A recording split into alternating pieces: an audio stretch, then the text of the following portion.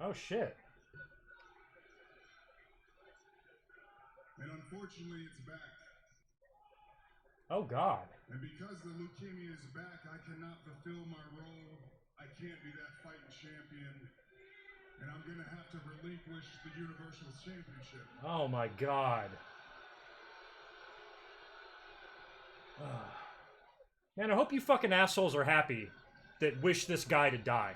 You know? I'm not gonna lie, I'll take every get down. prayer you can send my way, but I'm not looking for sympathy. I'm not looking for you to feel bad for me. Because I have faith. I never knew he had leukemia. When I was 22 years old, My stepbrother had leukemia as a kid. All right, my volume's working here. I'm gonna get this off. I was able to put it in remission.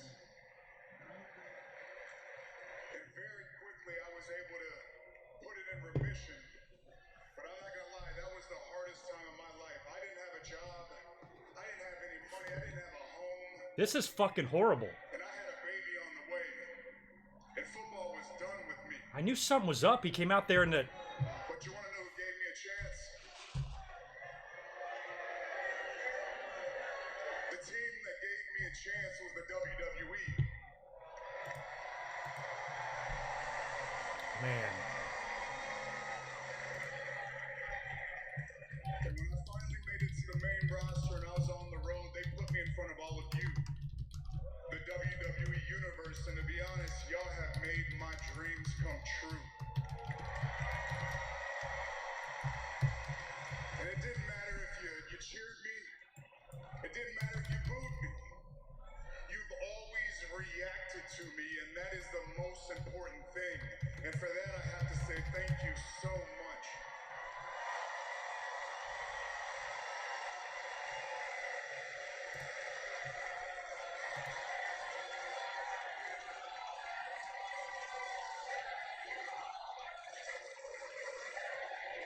Was not expecting this. I had a feeling something was up. Oh my God. Oh, thank you, Roman, now. Yeah, now you fans are turning it around, sure.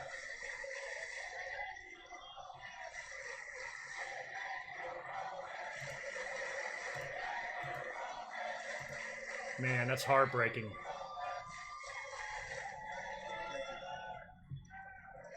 If one person tells me they're doing this to get them cheered, I'm gonna fucking block you. Y'all know how life is. Life is not fair. It's not all peaches and cream. Sometimes life throws you a curveball. And right now, the best thing for me to do is to go home, to focus on my family and my health. Boy, is this gonna monkey wrench some plans, man. The belt, Crown Jewel, Mania. But I want to make one thing clear. By no means is this a retirement speech.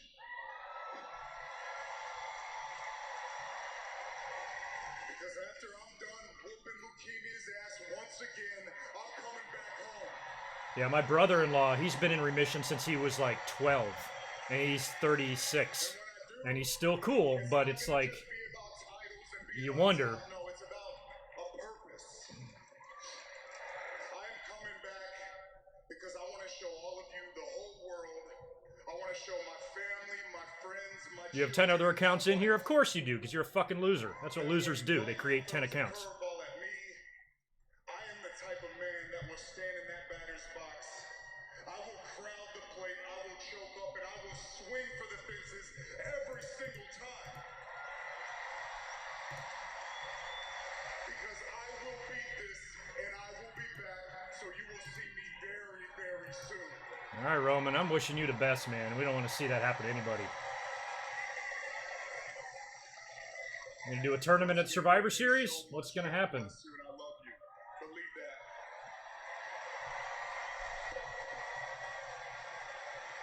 that. Holy shit. Was there any tease of this today at all? Social media? Did Roman tweet anything? Like, I did not see this coming at all.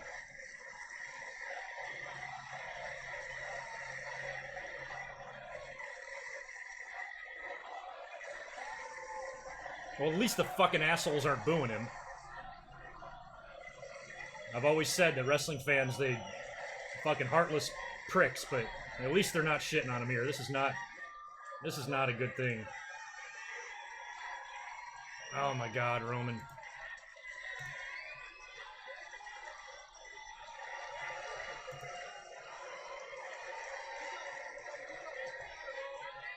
Jesus Christ. Hey, he kept that promo short and sweet, too. 10 minutes in.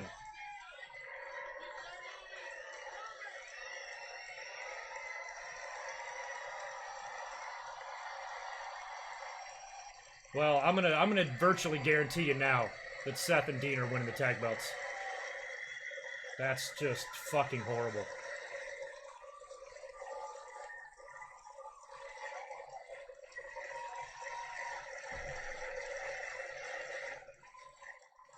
Jesus Christ, man. For those of you who might just be tuning in right now, not watching Raw, or maybe watching your Xbox, Roman Reigns just forfeited the WWE Universal title. He has leukemia.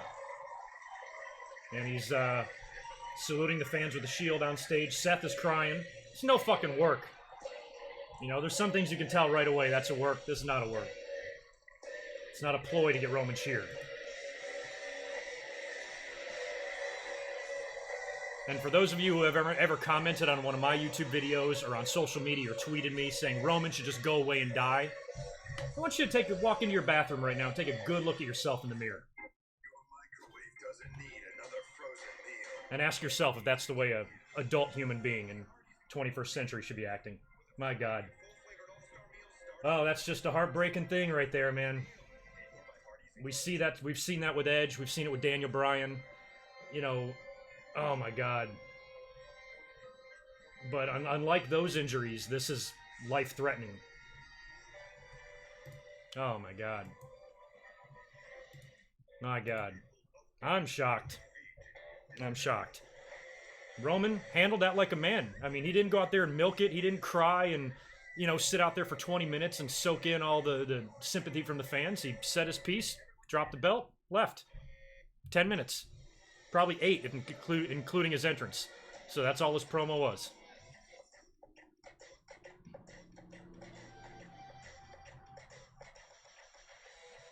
Yeah, I mean, fans are not cool, man.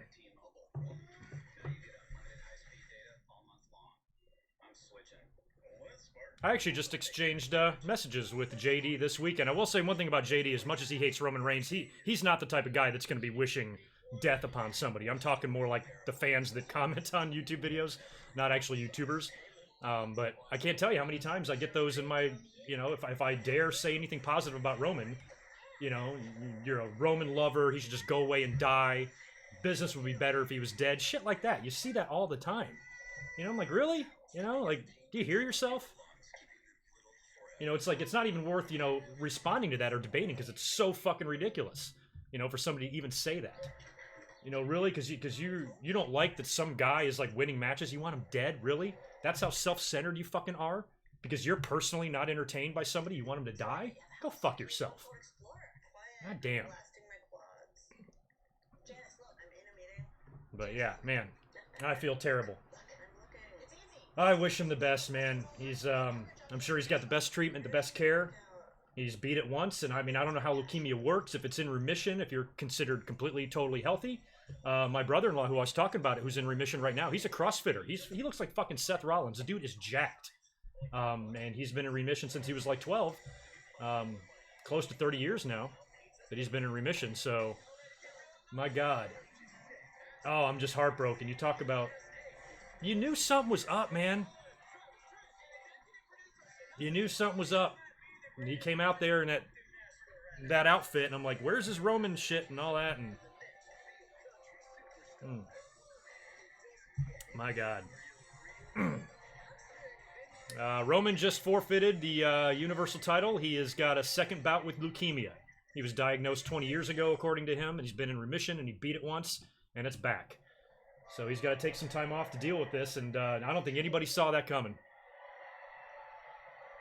Thank you for the super chat, Rock Intensity. I really appreciate that. $10, man. Not a storyline. Totally legit. WWE wouldn't do this. Maybe in the Attitude Era.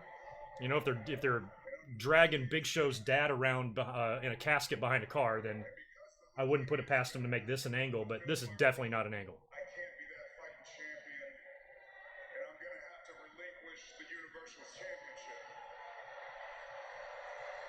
I'm not sure of any other Samoans that have leukemia, but I wouldn't be surprised. Thunderbolt, I'm gonna assume you're being sarcastic there.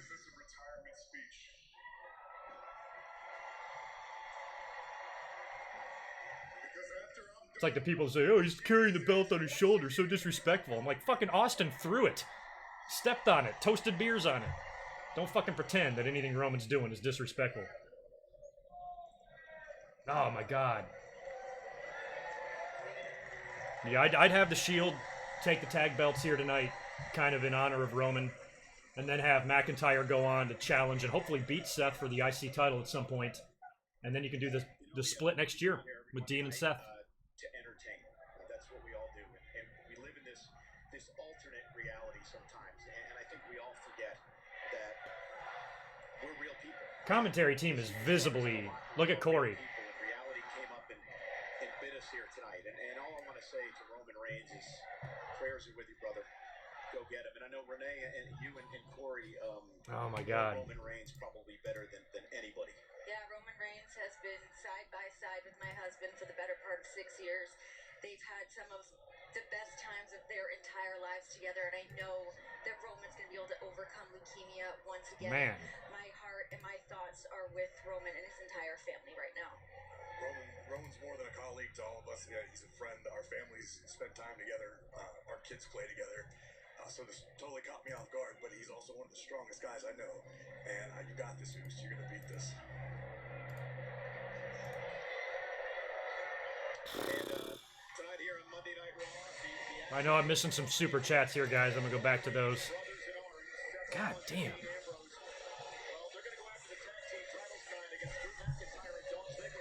Roman, here's to you, my friend. My God.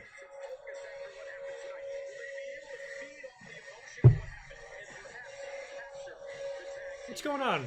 Reese, how are you, man? Thank you for that super chat. Hope you enjoyed your video. Wait, you did? I did Undertaker one for you, right? Yeah, good point there. They reformed the Shield and another unfortunate situation happens. Last time it was a lot less serious with the mumps or whatever. But yeah. And even the Dean injury. Oh my goodness, Christ. Horrifying. But thank you for the super chat there, Reese Jones. Another one from Brew McCain. That's true. Roman versus leukemia. Roman wins. Damn right.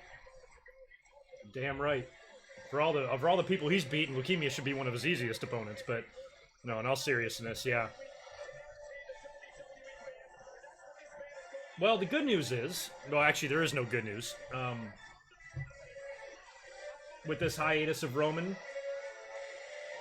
I think not that people are entirely wrong about their Roman Reigns criticisms over the years and stuff, but I think it's been a real stigma on the wrestling business, especially online and on YouTube and social media and everything.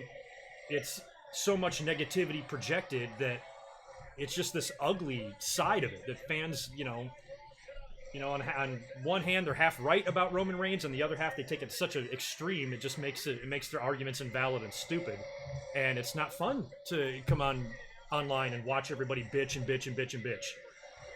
At least that's going to go away for a while now. I don't think anybody's going to be too assholish to actually shit on Roman Reigns when he's probably going through the toughest battle of his life. If you are, you're a horrible human being. So at least some of that goes away for a while, and we don't have John Cena around. So now fans are going to have to find a new thing to be pissed about. Shouldn't be too hard. Should take them about an hour and a half to come up with something. But yeah. Yikes. I'm guessing the leukemia was caught since last Monday. Yes, down ice. It's got to be. We heard nothing about this. We heard nothing about this at all. I mean, I wasn't looking around online too much this weekend. I was busy, but I didn't see anything about this. Oh my god. Yeah, I mean, this guy, he's got family, he's got kids and shit, Man, I got a gigantic audience in here. Wish it could be under better circumstances, but yeah, for those of you tuning in, Roman Reigns has relinquished the Universal title, and he's got to take time off to battle leukemia.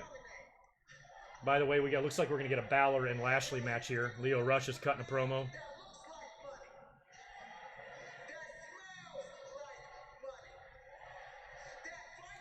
fans are still a little bit... They should have saved Leo Rush's segment for a little later on. Let fans process what the fuck we heard. Like, ironically, I think this would have been a good time for, like, a buffer or filler match. The opening match. Just let the fans fucking think about this and put goddamn Mickey James versus Ember Moon out there or something. And just give us 20 minutes to figure this out in our heads.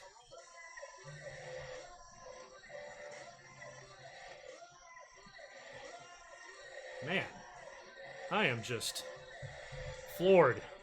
Floored.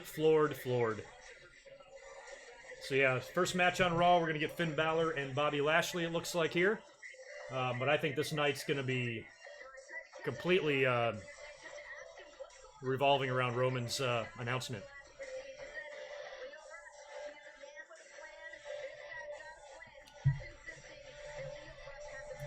So he might have missed some weekend house shows. That's possible. I never keep track of the live event results and shit, so... Oh my god. My god. Yeah, here you go, fans. You need somebody new to hate now, right? Maybe Lashley, although he's a heel now, so it's going to be a little harder. It's more fun. It's more cool to hate the babyface, right? Well, you can hate Finn Balor. A lot of people do. I don't. You know, I've been so consumed with this news of Roman's announcement, I haven't really thought about the future of the belt. Catherine, I saw you in here earlier. Are you still here? We might be getting a champion crowned at Survivor Series. I don't know what they're going to do for Crown Jewel now. I mean, I wasn't expecting a title change to happen on Crown Jewel, but if they go through with the match, Strowman and Lesnar now, I don't know what the fuck they're going to do. They might have to crown a new champion in Saudi Arabia. It's not something I think they want to do. Oh my god. I'm kind of curious what they're going to do in Saudi Arabia now. Nice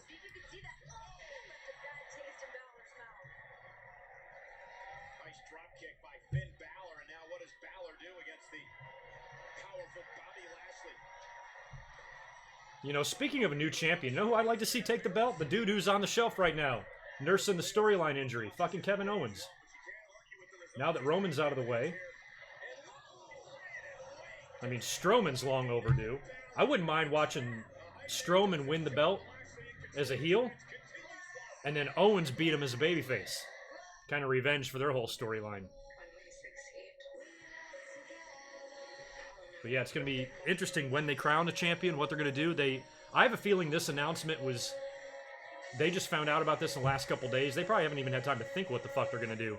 There's already enough nonsense, you know, attached to the Crown Jewel show anyway. Now they got to factor all this stuff in. I would not want to be on the creative team right now. Oh my god. Virginia, Roman is not going to be leaving WWE, but he's taking time off. I don't think Roman's ever going to go anywhere. He's going to have to go through... you know, some treatment here, and who knows when he'll be back, but I think he will be, especially if he beats it again and goes back into remission. He can resume his career, but,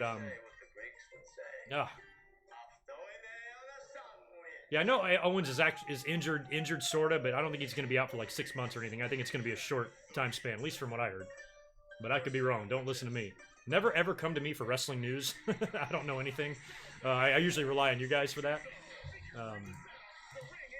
But yeah, not a good,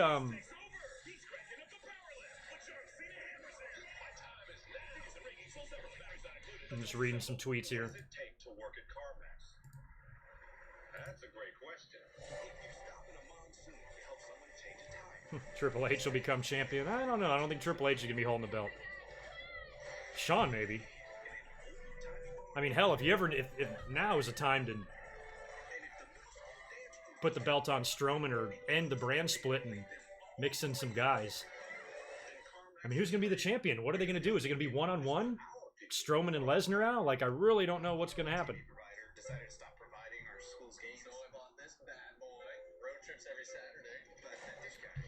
Dorian Moore, thank you for the super chat. That's a good idea, but that's going to put they're going to be at a huge disadvantage. They're going to have to win the tournament that same night, 3 matches, and then go in to face 2 of the biggest, baddest people. They'll be pinned in 1 second. I think, like, realistically, you know, if you're looking at it from a realistic standpoint, it wouldn't make any sense for somebody to have to wrestle 3 matches in order to get the opportunity to face Strowman and Lesnar in a triple threat. It's bad enough going in there fresh to get your ass kicked against those guys. After 3 matches, I don't know, that might be tough.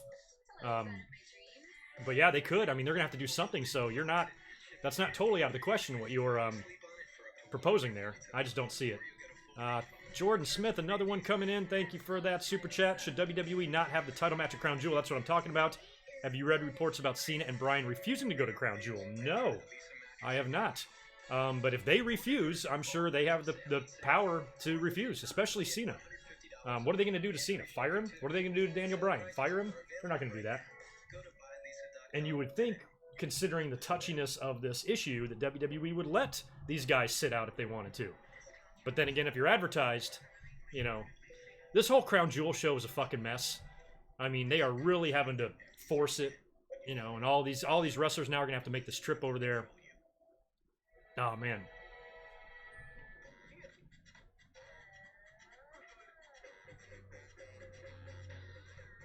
King Owens, I honestly don't know.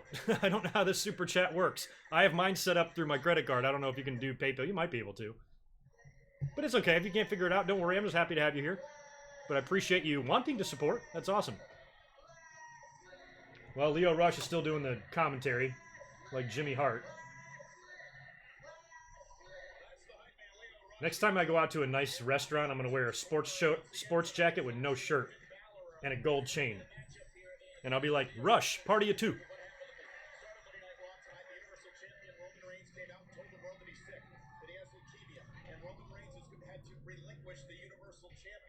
Yeah, crowning a champion in Saudi Arabia would be dumb, but they might not have a choice now with what just happened with Roman.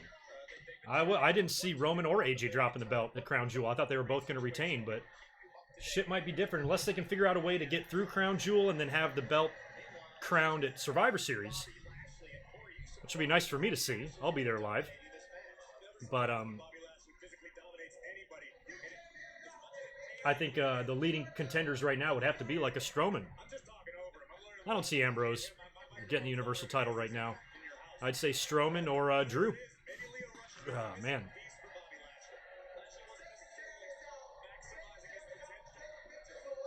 Seth is another one. I wouldn't mind seeing that. I would love to see Drew dethrone Seth for the IC title, and then somehow Seth wins the title. Thank you for the super chat, Jordan Card. Good to see you in here again this week. Yeah, you're like all of us. I think everybody was like, what the fuck? He came out, too. When he was coming out, I was like, why is he wearing that? Like, where's his Roman stuff and all that? I thought something was up. I've never seen that guy wear a gold chain before. So I even said when he got in the ring, I'm like, is he retiring or something? And he pretty much did. It's temporary retirement, but retirement nonetheless. My God.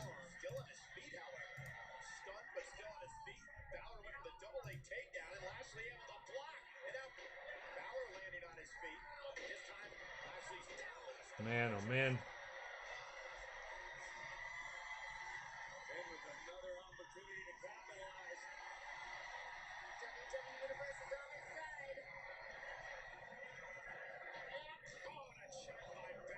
Yeah, Mr. King, I'm putting my money on Ambrose and Rollins tonight. I said that before Roman even made his announcement. Like, right when I came up on the stream, I was talking about what we're going to see tonight. I'm like, the only thing we have advertised is the tag team title match. And I think they should do the switch tonight. Even without Roman leaving, I think they should put the belts with Seth and Dean to prolong their split a little bit. Then you can finish up the split with Drew and Dolph. They can go their separate ways. Drew then can feud with Seth for the IC title, maybe take the belt from him, and then you can work on the breakup between Seth and Dean maybe in early 2019 or something. But then Roman made his announcement. Now I'm wondering if they're just going to abandon the Shield split for right now, keep Seth and Dean together, just for the time being, and then reevaluate the split in a couple months. That's what I'd do, but I don't know. So I would think tonight we're going to get a title change because Dolph is already kind of in the doghouse. Strowman nearly killed him last week until McIntyre made the save. And I feel like that alliance has kind of run its course too. Get the belts off of him and let Drew go do his thing. And he's going to need to. WWE needs another top guy. Drew and Strowman should be right on the very, very top of that list.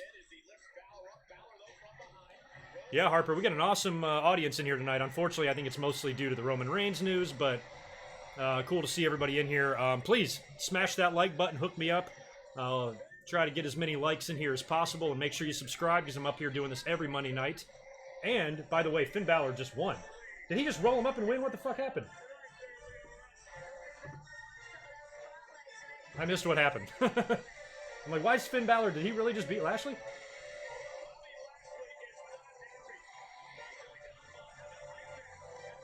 Who's Lashley lost to so far, other than Roman? Wow. Lashley's mad. We gonna get a replay? I didn't see what happened. No replay. Okay, fine. Fuck it. Y'all tell me what happened, because I didn't see it.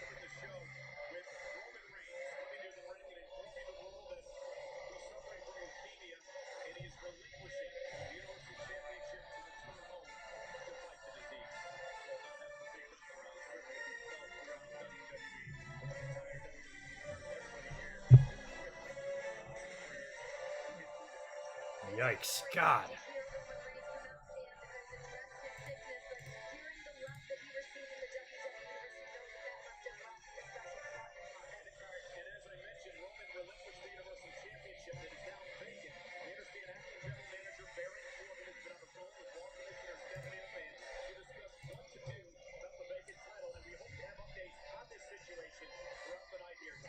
All right, so we might get an update tonight on what they're going to do with the belt. That's good.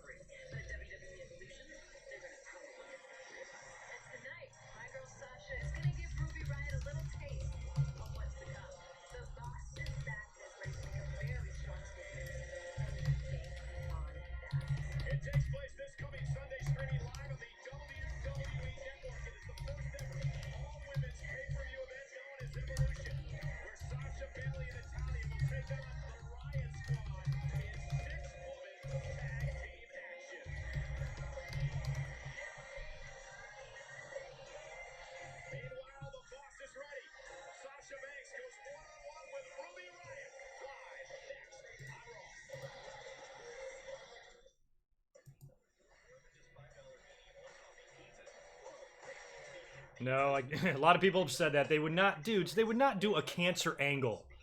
You know, maybe Russo would have in 1998. They did abortions and shit like that, or miscarriages, but they're not doing that now. It's clearly, you know, most of us have been watching wrestling for a long time. I would like to think that we can all spot a work when we see one. I can.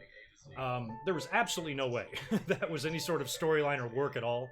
You could tell, just Roman's body language walking to the ring, you could tell something was up. Michael Cole and Renee Young and Corey Graves could barely hold it together. My God. Nothing. What you doing? You're the only person for the job. They're called the Spiders. Trafficking, torture, murder. But yeah, it's man, it's nuts. By the way, earlier today, I released a new Retro Survivor Series review. I had planned to do that next month, but I got so many videos coming up before Survivor Series. I'm like, there's too many crammed into a 2-week space, so I finished it up last night, released it this morning. I've got it up in the cards here at the top right-hand corner of the screen. Give that video a quick click, give it a like, and maybe listen to it later on. I want to try to get the views up, because a lot of times when I do those retro reviews, my views are way down, because a lot of people don't give a shit about the early 90s. But it's a show that I really wanted to do, Survivor Series 1995. It was fun to review that show, so that's up there on the channel now, if you wanted to give it a quick look.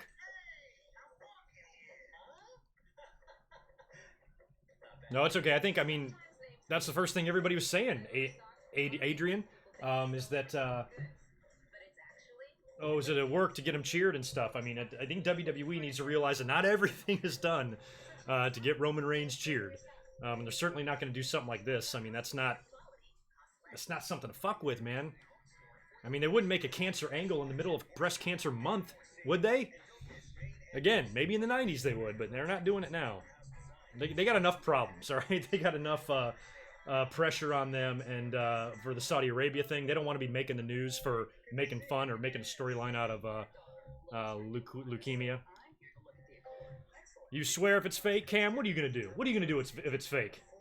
Don't worry, you're not going to have to do anything because it's not fake.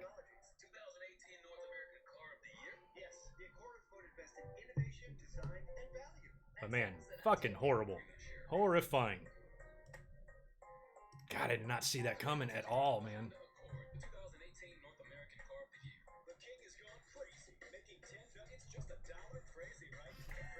Yeah, a lot of people are tuning in late tonight. It's not their fault. Raw usually sucks, but Roman Reigns opened up the show, walked out to the ring in street clothes, and almost immediately you were like, what's this about? And you could tell, you could tell just him standing there before he said anything that he was about to drop something. And he's got another bout of leukemia. He had it, young, when he was younger, about 20 years ago. Beat it. It's been in remission. It's back. So he's got to relinquish the belt.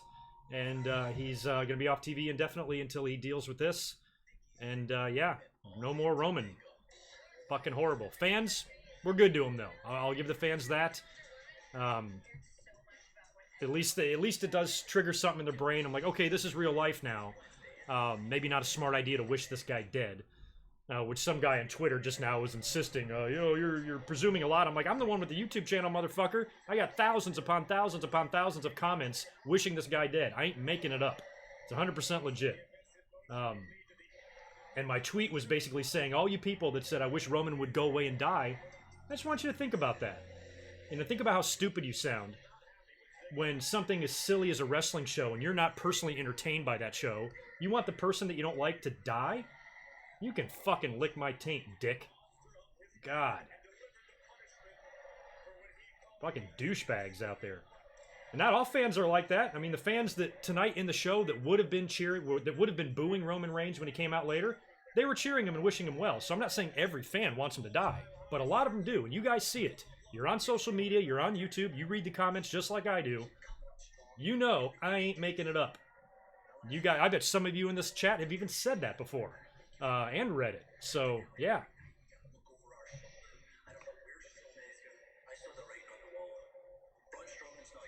I see the writing on the wall too. You guys are going to be done. He was coming for me, and I had to make a choice: kill or be killed.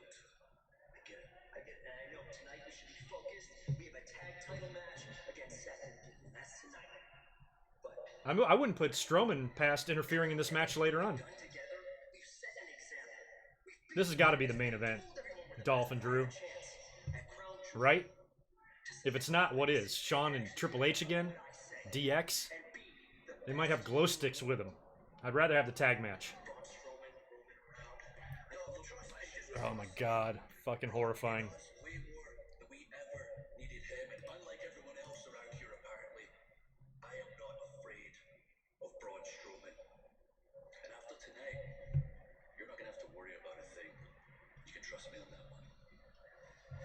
I really don't give a shit about Raw being boring tonight. There's a much bigger story at hand.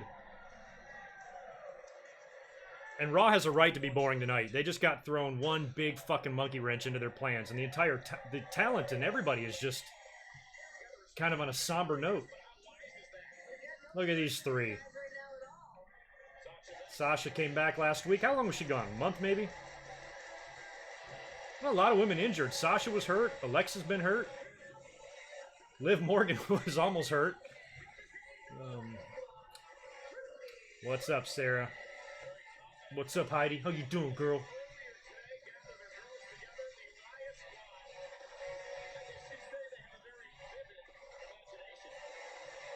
We've been talking about that a lot, King Owens. I don't know. I mean, it ain't going to be Brock, but he's got the match at Crown Jewel, so I'm wondering if they make it just a one-on-one and they crown a new champion at Crown Jewel. But I think WWE needs to figure out a way to avoid that and crown the champion at Survivor Series instead of Crown Jewel, which would be interesting. That'll be like the second time in 3 years they've done that. They crowned it. Roman won the tournament in 2015, or somebody won the tournament in 2015, right?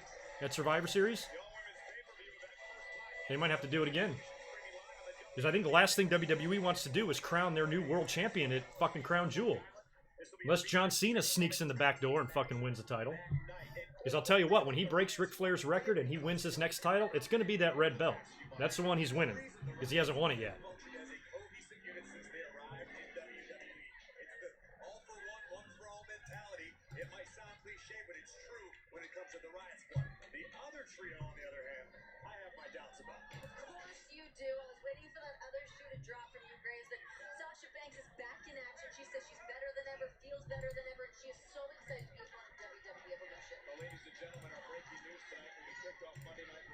Man, it's fucking, it amazes me what news like this will do to you.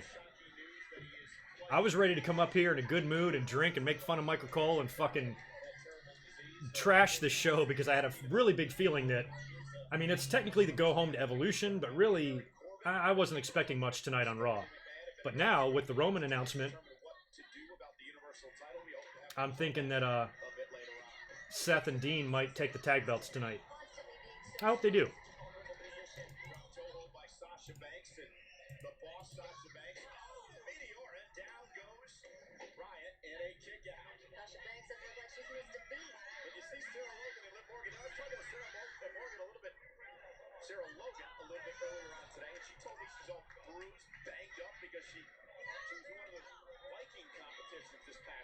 She was at All Thing in Boston with her team, Yamsborg. She was laughing about it. Yeah, Ratnick, and that actually doesn't go for just Roman. Fucking Sasha Banks gets the same thing, then she gets that blood money too. So it ain't just Roman.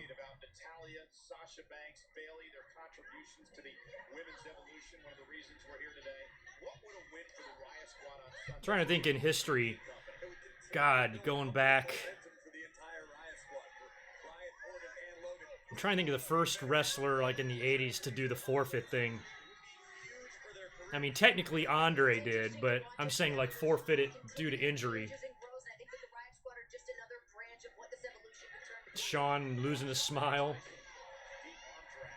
We had Daniel Bryan forfeiting the title. Finn Balor had to forfeit the title. Did Cena ever have to?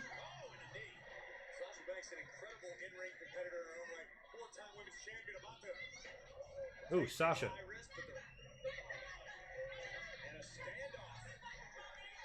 Why is Natalya all of a sudden hanging around with them? I thought Ronda was her bestie. Like, you would think that Natalya would have her back, considering she's in a 2-on-1 situation with the Bellas.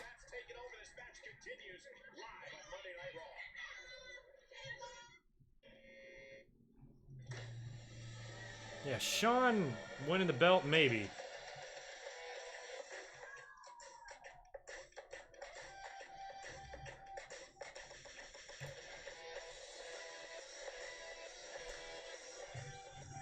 Aaron Scott, you're a shit wrestler. God, what a dick. This is why you have no friends, Aaron Scott. Because you're a fucking douchebag.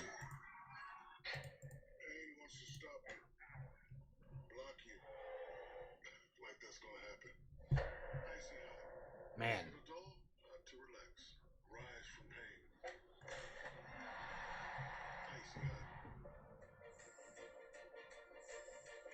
Yeah, I mean, I'm just saying right from the start, I mean, years ago, too, when I would not necessarily defend John Cena, just get pissed at the people that, oh, he should die, he's the worst wrestler ever. I'm like, you know, you idiots are going to fucking turn around in about 10 years and cheer the guy, or at least appreciate him maybe a little bit more, or maybe not hate him so much.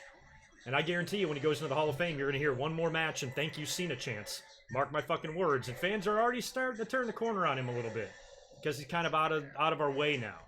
You know, with Roman Reigns, same thing. I'm like, you know, one day, you know, you claim to be a real wrestling fan. You know, one day when you get older and you look back at Roman, you're going to say to yourself, you know, he wasn't that bad in the ring.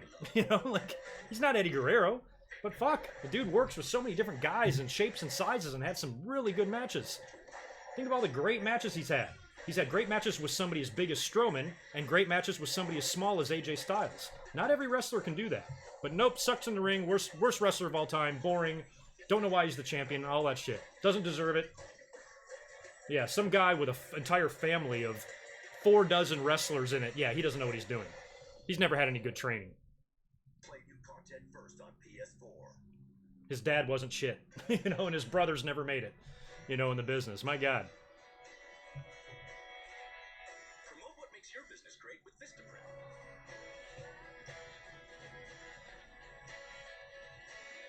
Whether it's a business card, a banner, or a postcard, we have the paper stocks, sizes, and design. Hey, good question. Balor getting his title shot. He did defeat Lashley. I still don't know how he beat him. And you guys might have told me up top. I missed it. You know, you have to think about that too. Like, is this going to open the door for anybody else, or if they're just going to move one notch up, you know, on the pecking order there with Strowman and maybe McIntyre, especially if McIntyre gets out of this tag team title situation tonight, which I hope he does, for the benefit of McIntyre's singles push. You kind of want him to drop the belt tonight, so that's my prediction for tonight. Is we have new tag team champions. God, I guess I should come up. Should I do a fucking video tonight then on Roman Reigns? I mean, I don't know what the fuck to do. My God.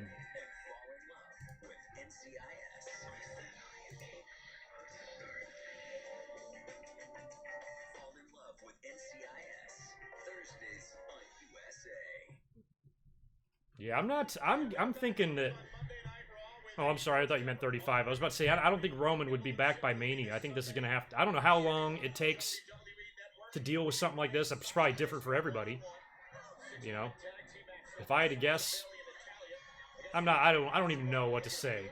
I wouldn't even know what to guess. But in my head's telling me like a 9 or 10 month kind of thing.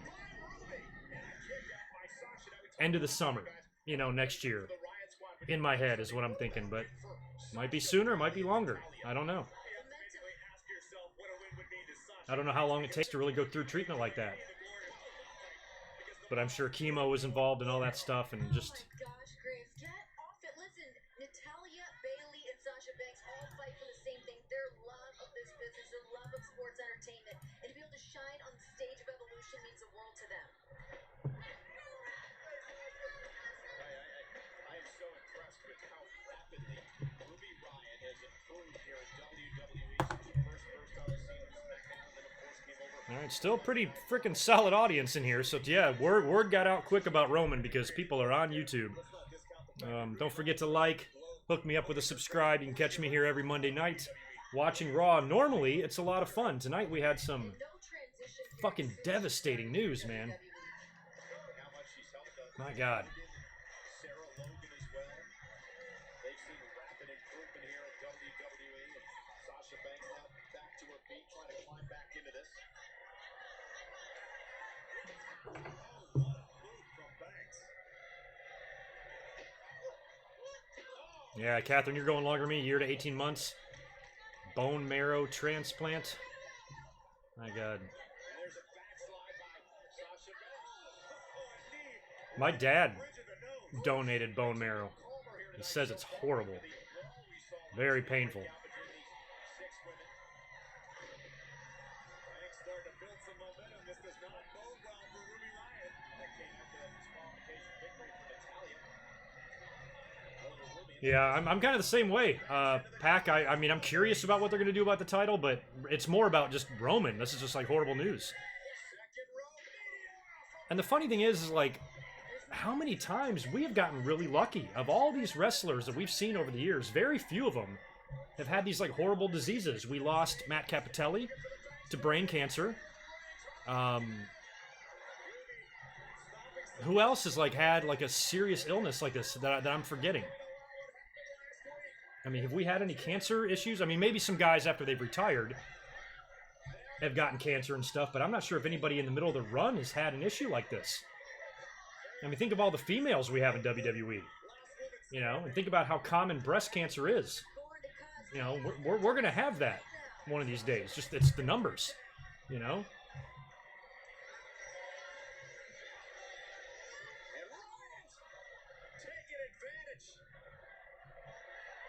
Oh, that's good. Yeah, I would expect nothing less from JD. Of course he's going to tweet positive stuff. I mean, he's not an asshole or anything. So, you know, that's the cool thing that I like about some fans. You know, there are the critics of Roman out there that feel horrible for this. You know, it's the people that I always hear from, like in the YouTube comments. They're like, oh, he should die. Those are the people that I, you know, think should reevaluate their lives, kind of thing. Oh, Sasha, you lost? Too bad. That's a shame. Well, my original plan this week was going to come up on, like, Friday and just do an Evolution predictions. I might have to do something else now, and I might have to do a one-off on Roman or something like that. Maybe tomorrow. Or late tonight.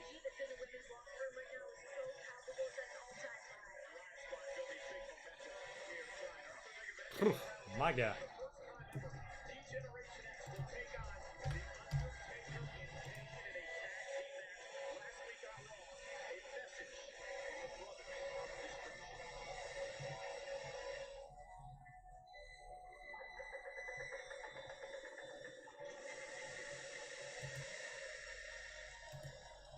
I'm reading one of my tweets from one of you guys. Yeah, I mean, I felt the same way. When we saw Roman come down, you knew something was up.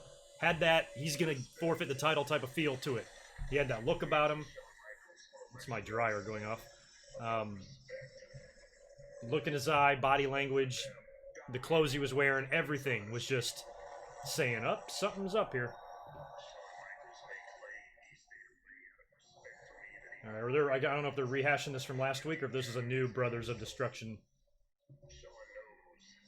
I don't really care.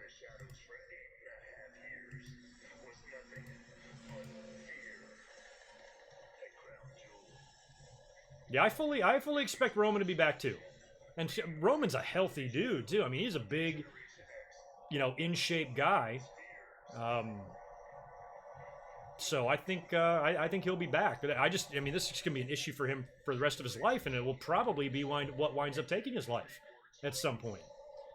Just a matter of, you know, how many times you can beat it. You know, sometimes you get a disease or you get diagnosed with something and you know it's not necessarily going to kill you, but it will, you know, at some point as you get older, is probably going to be the thing that's going to cash you out. And I never even knew about that. I mean, has Roman, you know, in all the documentaries and interviews that he's done, has he ever mentioned this? I mean, maybe he has and I forgot it.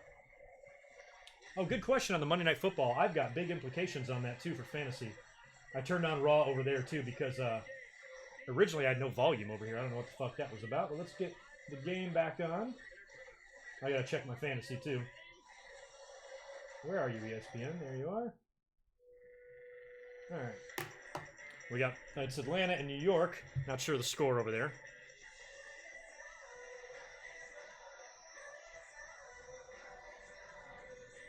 Commercial. Let's check over here. Looks like we got... It's a nothing game, second quarter. Shit. All right, so my fantasy, I'm down by 50 points, but I've got Matt Ryan, Julio Jones, and Odell Beckham going. So I got a chance to win. I should win. I'm currently now down by 40. Yeah, all three guys total have about 10 points. See, I got Matt Ryan, Julio Jones, and Odell Beckham going in this game, and I'm currently down by exactly 40 points. So if these three fuckers can't get 40 points, then I'm quitting fantasy forever.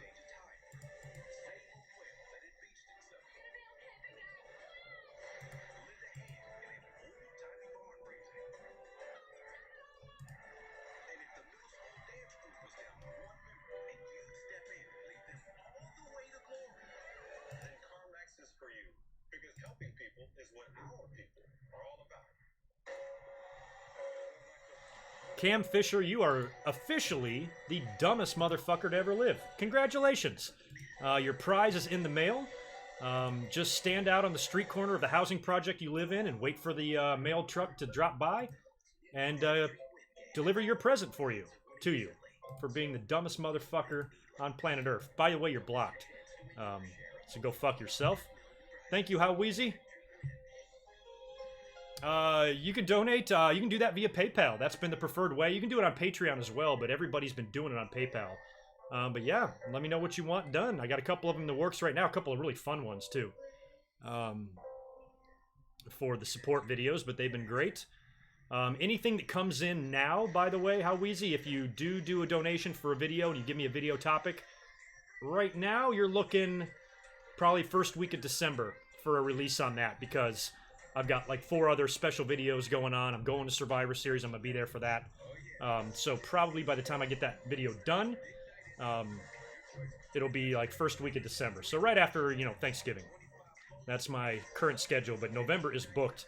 I am jam-packed full with videos. That's actually why I released my Survivor Series video last night, because I wanted to get it up, just because otherwise I'm going to be uploading videos back to back to back. And my next Survivor Series review, I think I've got planned for November 4th. And then I've got a PayPal donation video, courtesy of Barry, going up on the 13th. And then I've got another one that I'm going to try to do before Survivor Series. I haven't had to nail down a date yet. If not, it'll be just a couple days after Survivor Series. And that's another donation video. And then on top of that, my regular podcast, my streams. Yeah, November's going to be full.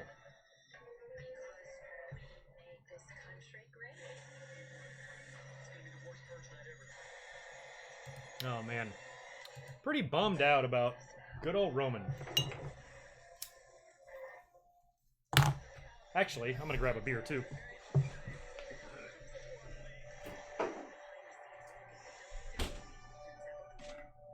Oh, man. So fucking sad.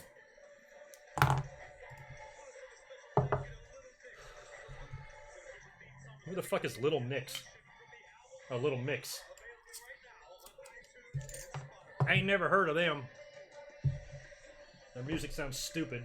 Here's Nia Jax with a cell phone. Oh no, I thought it was a cell phone promo. The world will see that women can do anything. It's not about your gender, it's about your talent, your drive, and your determination. Don't let anyone put limits on your hopes and dreams. 3 months ago, I was the Raw Women's Champion. WWE, you guys are forcing this evolution. It's not coming off well. What are you saying, Nia? Are you saying anything? Are you talking? Alright, whatever.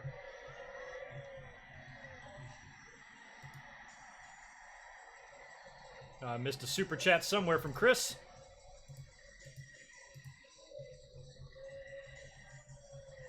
How'd I miss you? Oh, there it is. Oh, DX is coming out now. Is it top of the hour? Oh, yeah, top of the hour. I was about to say, why would they be out now? It's not even top of the hour, but it is. Thank you for another super chat. Thank you to everybody. Just the first hour in, you guys have been awesome with the super chats. I think everybody feels really bad about Roman. I'm going to go, whoops. Better 10-man tag, the Alliance versus Team WWE, or Raw versus SmackDown 2016? Good question. That 2016 match was good. I remember being so disappointed last year that the match sucked so fucking bad. I'm going to go on that one. I'm going to go 2016. Because I didn't like Austin turning heel. I mean, he already did, but he turned heel like twice in the same in a 3-month span there.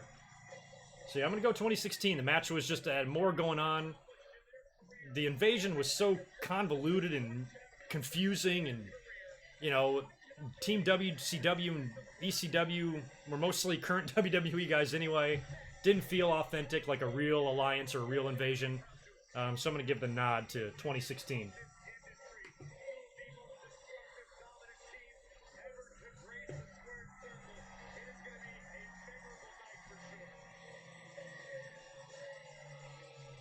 All right, well, then we got Sheriff Catherine in the house. Don't be fucking with her.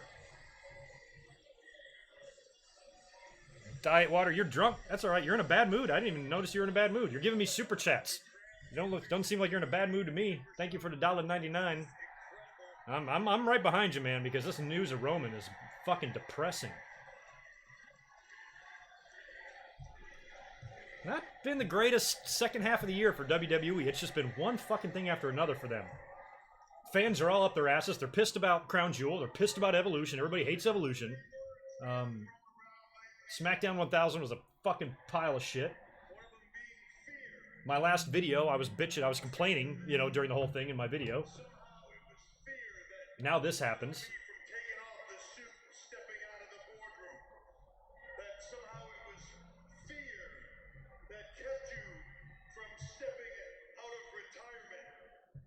Hey, Stephen Scott, thank you for that super chat. Sherry probably would have been a better manager for the NWO. She was never in the NWO, right? But Elizabeth was. And I think the reason Miss Elizabeth was there is because of the Savage connection. He got her in. And they were long since divorced, but they still work together. But Elizabeth, she got a little bit more involved in WCW, but she was still very quiet, not much of a personality. Just fucking gorgeous.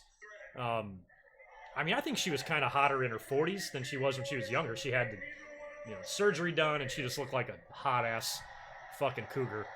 But Sherry would have been better. She had more personality. She was louder, meaner, dirtier. Would have been better for that role. I'm surprised they never put Sherry in the NWO. Unless they did and I forgot.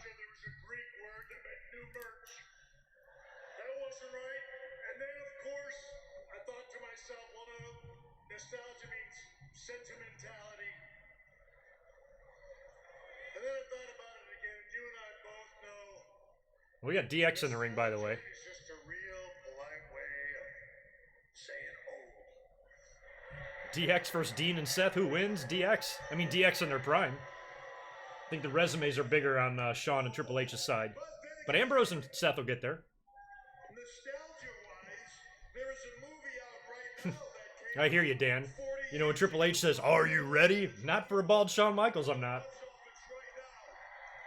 Took me for enough time to get used to a bald Triple H. Fucking dudes with no hair, man. What gives? They look like dumbasses. They look like sticks of deodorant.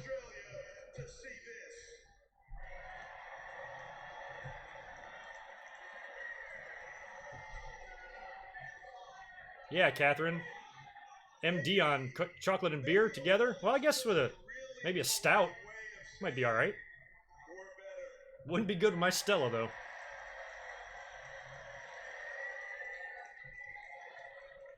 I know, Brittany. I'm with you, girl. Fucking this shit's horrifying what happened to Roman, man.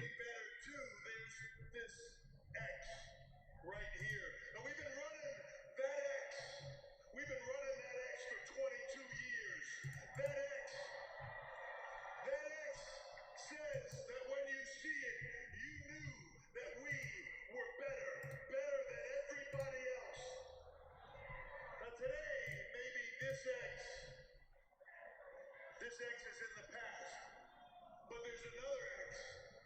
There's another X that also says they're better. There's another X that speaks to the future, and it says the future is now. And guess what? We're running that too. Are they talking about NXT? That's kind of true. You got Shawn, just his presence in the Performance Center is fucking worth $1 million. And then Triple H, heading up the whole booking. I saw the story of Vince has never seen an episode of NXT. I find that really hard to believe. But would also make a lot of sense that he hasn't. We ain't coming to make you laugh. We ain't coming for nostalgia. We are coming to kick your ass. I'll answer that super chat, Darren, in 1 second, alright? Thank you for that.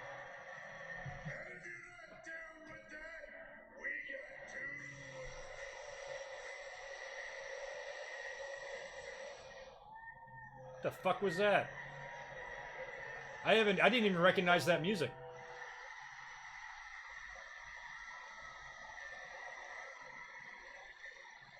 They're not there.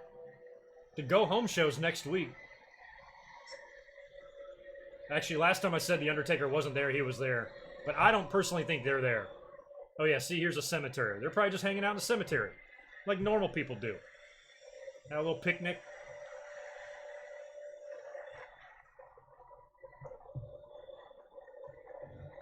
Yeah, there they are.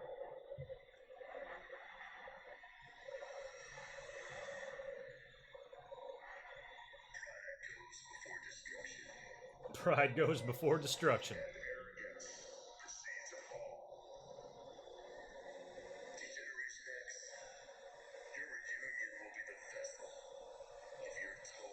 I can still see Sarah on your neck. Don't pretend like it's not there.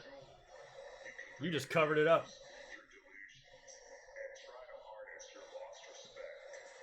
Yeah, they're not. I agree. They're not saying anything in these promos. Like, Shawn and Triple H literally said nothing. But I'm trying my best just to let my respect for the legacy of these legends just tolerate this, whatever they want to do. They put enough time in. Who am I to fucking say?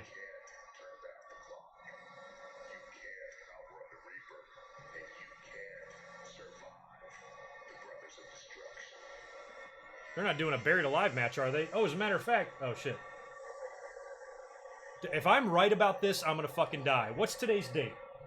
October... I think this is the anniversary of Buried Alive. Let me look it up. Buried Alive, 1996. I swear this is the date. Ah, nope. October 20th. I was close. 2 days ago.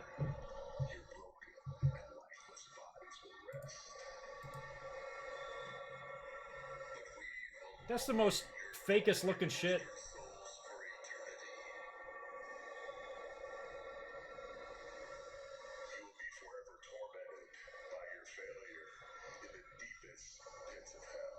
Kane, I'm still on the fence about your hairy chest.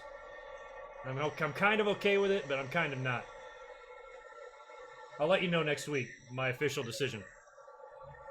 Oh, Modelo's and Oreos. All right, Catherine. Darren, I hadn't forgot about you, man. I'm coming back to you. I just want to see if anything happens here other than throwing dirt on my face.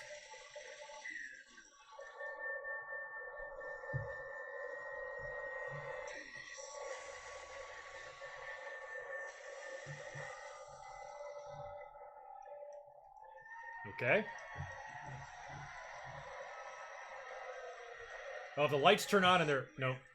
Well, where the hell? That's it? All right. Triple H mentioned Halloween. I know Sean and Hunter better summon their inner Laurie Strode if they want to survive this battle of Crown Jewel. Yeah, DX versus The Undertaker and Kane. Well, there is one superstar who will not be involved in Crown Jewel. This is how we started Monday Night Raw tonight. Not good, man. My real name is Joe. And I've been living with leukemia for 11 years. Oh, 11 years. I thought he said 20. And unfortunately, it's back. And because the leukemia is back, I cannot fulfill my role. I can't be that fighting champion. And I'm going to have to relinquish the Universal Championship.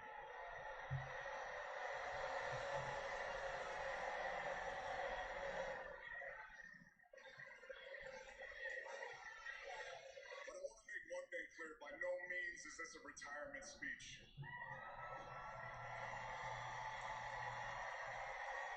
Because after I'm done whooping leukemia's ass once again, I'm coming... Uncle Jericho, that's the only thing you could have done. You can't... If you were to have Roman Reigns make this speech at the end of the show, everybody is going to think it's a work. And all week long, nobody's going to be talking about Roman Reigns being sick. They're going to be talking, is it a work? Is it a work? Is that a cliffhanger? You got to open with this. You got to get it out there, get it out of the way, let the fans know, inform us. You know, at least WWE's not trying to keep it from us, blow smoke up our ass. They were outright and honest with it. That's what you want. They did the right thing. Roman coming out in the end would have just been bad. And if it makes it harder to sit through a show, tough titty. We have 52 fucking 3-hour Raws every year, you know, and we deal with a lot of shitty ones. So if we have to watch one with a heavy heart, that's our loss. I think we can all suck it up and handle it.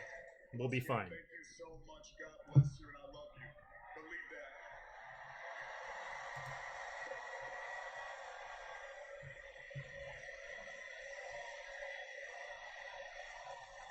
Shield, obvious, man. Shield. Seth and Dean and Renee and Corey's reaction were like the hardest.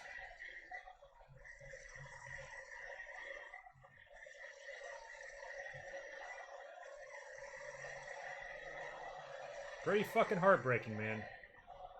The world is talking about this story. Yeah, the buzz all over the entire WWE universe, but mostly when it hit close to home, hearing from Ric Flair, Natalya, Booker T, everybody sharing their sentiments with the big dog. It goes to show you how much Roman Reigns means to our industry. I mean, it's like losing your star quarterback. He's the guy. He's the workhorse. We all respect him so much for what he does for this company and for everybody involved, from us to everyone in the locker room and beyond. Huge impact. And again, all of our prayers go out to Roman Reigns. and his family.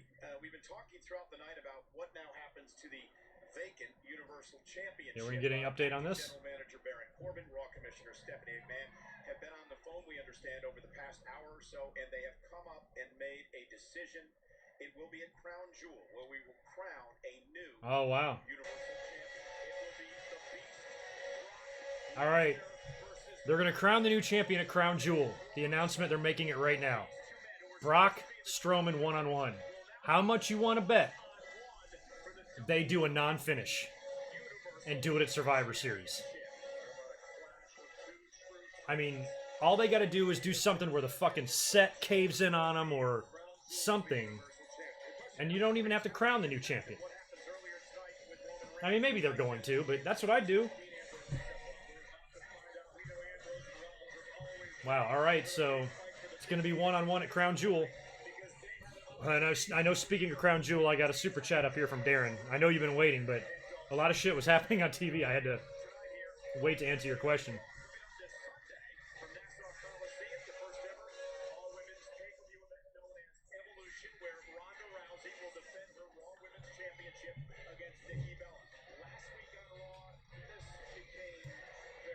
All right, they're going to rehash Raw. But Darren, thank you for that super chat. As far as Cena and Daniel Bryan boycotting Crown Jewel, I've only heard that from you guys. So I don't know how true it is or the validity of it. But if they're saying they don't want to go, WWE cannot make them fucking go, you know? Best they can do is try to talk them into it. So I don't know.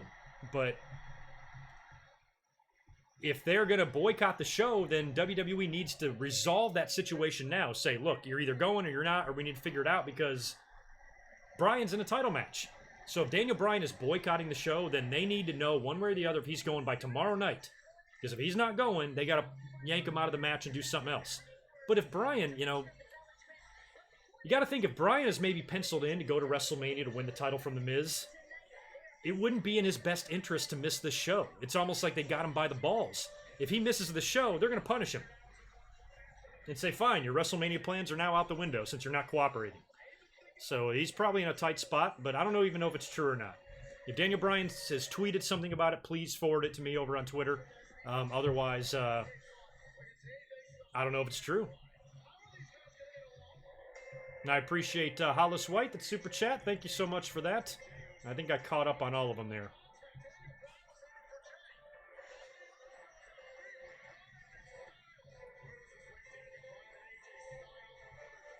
Yeah, I heard that. I heard about Ronda Rousey writing her own promo. We were watching it, and it was funny. It was like, it had two versions of it. I remember watching the beginning and be like, oh, this is horrible. And then it got cooking at the end there. She delivered the John Cena lines. Said something, what did she say, measles or something, or smallpox? That was, I don't even know what the fuck that was about. But overall, it was more good than bad. But I remember you guys in the chat were like, this is stupid, this is stupid, this is stupid. And then it turned into, this is awesome, this is awesome, this is awesome. So I think it started out bad, ended well, and a little weirdness in between. But regardless of the verbiage and the dialogue in the promo, Ronda, you have to admit, handles herself just fine out there. She does not look nervous on the mic. She looks confident. She was definitely believable and forward and forceful and direct with what she was saying. Was it smallpox? I don't know why I thought it was measles. I think measles is in the news a lot. That's why I said that. But Ronda, like, for somebody of her level of training per se, she's handling herself well, and that's due to her being in the public eye for so many years in UFC and press conferences and, you know, talk shows and just being a celebrity. She's already been one. She's been there, done that. She just needs to take that and transfer it into a WWE world, and she's handling it just fine. And I think that's helping her in her promos and her presence on TV. She doesn't seem like, because you got to think, if you're just some, I don't know, 17-year-old kid that goes to wrestling school, by the time you're 21, you're on Monday Night Raw cutting promos in front of 10,000 people. You're going to be shitting your pants out there, aren't you? You know? So if you've got some experience with that, you're more likely to handle it better, and Ronda Rousey definitely is. I was in, I did, for not only did I play sports in high school, but I did 4 years of drama. I starred in all of our, like, play productions in our school productions. So that being in front of a crowd and being in front of an audience helped me later on in life when I had jobs and I had to speak in front of people and stuff. So Ronda just has experience with spotlight and limelight, and this seems like something that she's not sweating, man. Looks like she's having fun on the live event circuit. I saw a little video or tweet out from her at the live event in Maine, or I don't know where the fuck they were, over the weekend, and she's back there laughing and having a good time. She seems like she's having a good time. She doesn't seem like a prima donna. She doesn't seem like she's, oh, I'm a big star and, you know, and I'm bigger than all of you guys. She's not giving off that vibe. The girls seem to like her. You know, you don't hear any like stories yet. You haven't heard anything, oh, like Ronda's a pain in the ass to work with. She's got an ego. Nothing like that. She's humble, happy, and willing and able to work. And you can't ask for anything more out of Ronda. When she first came in, we saw potential disaster, right? You know, you're like, oh my God, what is WWE going to do with Ronda? Is she going to be any good? Is this thing going to fall flat and suck? And it hasn't. I don't think, you know, if you write everything down on paper, what you want to do with Ronda, it hasn't all been perfect, but I have a really hard time seeing how it could be any better than it is. You know, like this is about our best case scenario for Ronda, and we're lucky.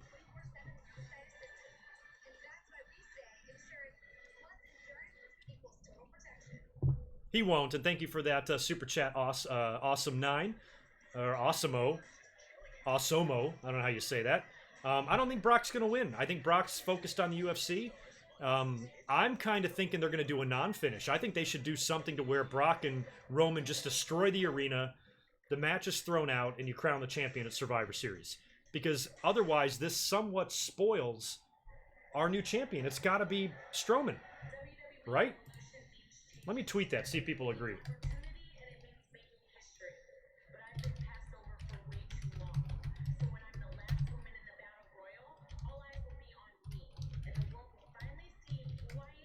Dana Brooke, what are you saying?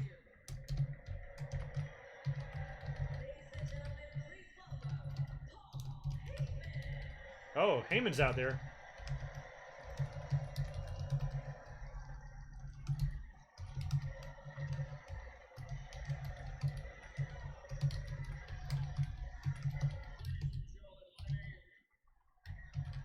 Paul Heyman seems shaken by the Roman news too. Unless he's going to heel on everybody here.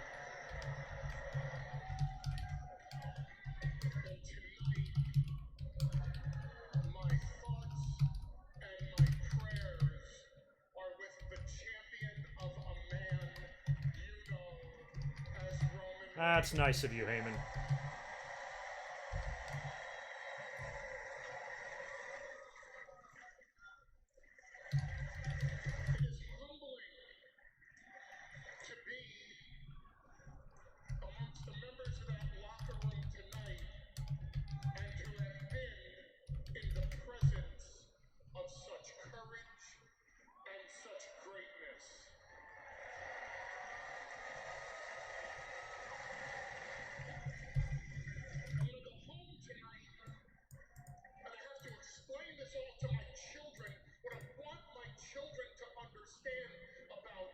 That's what I'm wondering, Chris Ludecki. Thanks again for the super chat. You're always super generous.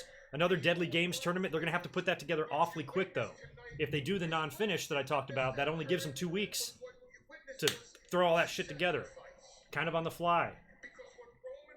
Which is kind of what they did in 2016 or 15, because Seth got injured, what, maybe October? And then had to relinquish the belt, so... I don't know if I want to see a Deadly Games tournament. I'm going to be at Survivor Series. I mean... I'm into that idea maybe, but I don't know. Cause it's a deadly game.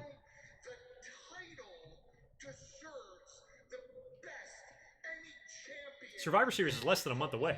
Survivor Series is like 3 weeks away. Any of y'all gonna be in LA, by the way? Any of you motherfuckers want to meet me? I'm gonna be there. I'm leaving my DMs open on Twitter in case any of you are there and you're at the show and you want to come over to my section and say hi. Otherwise, me and Catherine will be at a bar on Saturday night watching NXT.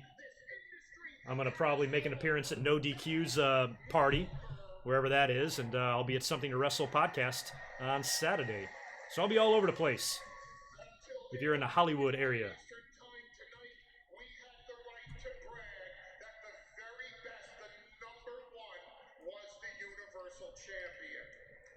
Now Roman is really being put over here by Heyman. Now what do we do? Roman Reigns does not want the title to stop because he can no longer defend it. Roman Reigns is the first person to tell Atlanta scored. I want to see who scored. on, and so it does. At Crown Jewel, Brock Lesnar versus I am down by 25 points. And only one can stand up and say, I'm the one that carries on the legacy that Roman Reigns brought to this ring tonight. I'm the one that's worthy of the prestige of being the champion. Sipping them pink margaritas. How about a pink Stella, Catherine? Can we do that? By the way, will you please find us a bar to watch NXT? That's your job. Oh, I saw it, James. I saw it. I'm going back to it. I know you were basically toasting Roman, which is what I'm doing, and your super chat is for Roman, and that's because you're awesome. Thank you for that $1.99. This whole night's for Roman. This whole night is for Roman.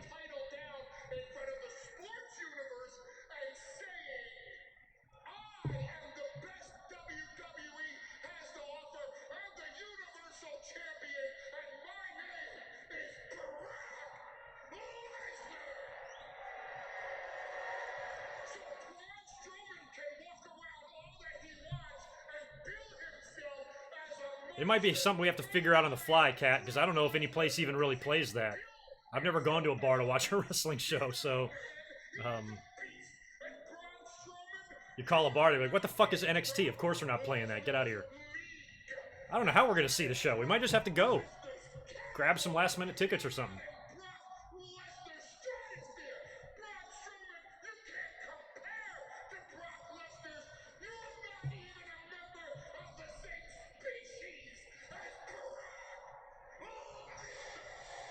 Oh, here comes Strowman. He's like, the hell I ain't, motherfucker.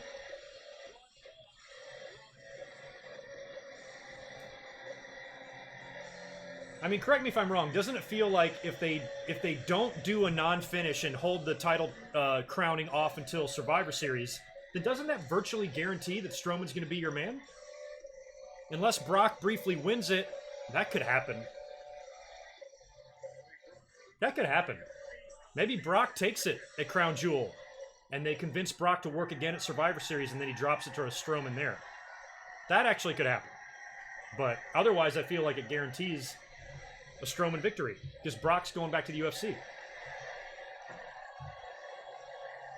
Which sometimes predictability isn't always bad. I'll admit that.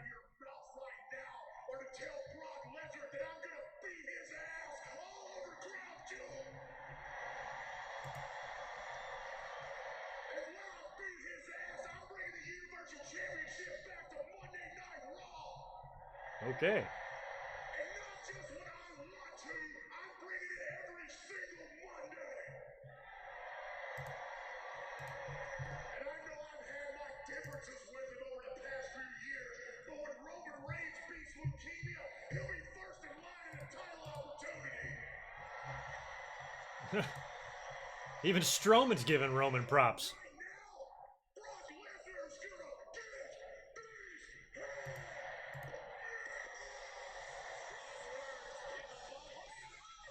Oh, fucking Claymore. Nailed him. Hey, who deleted Doug Yoda's comment? That's not bad. He didn't say anything wrong. Roman's brother did die a couple of years ago. Yes. Rosie. Fucking Umaga's dead too, man.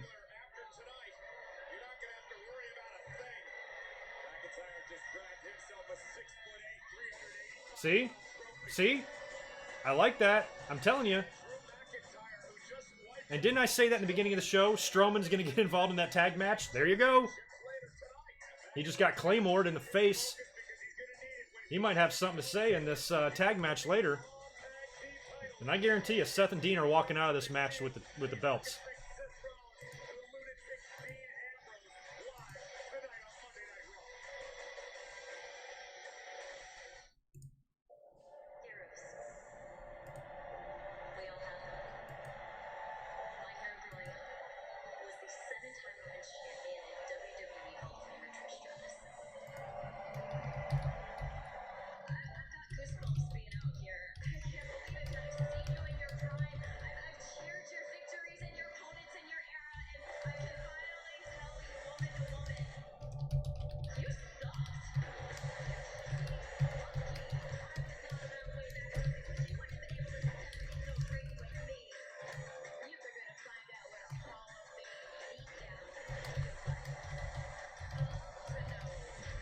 Oh, thank you for taking that deliciously smelling shit in the litter box. I appreciate it.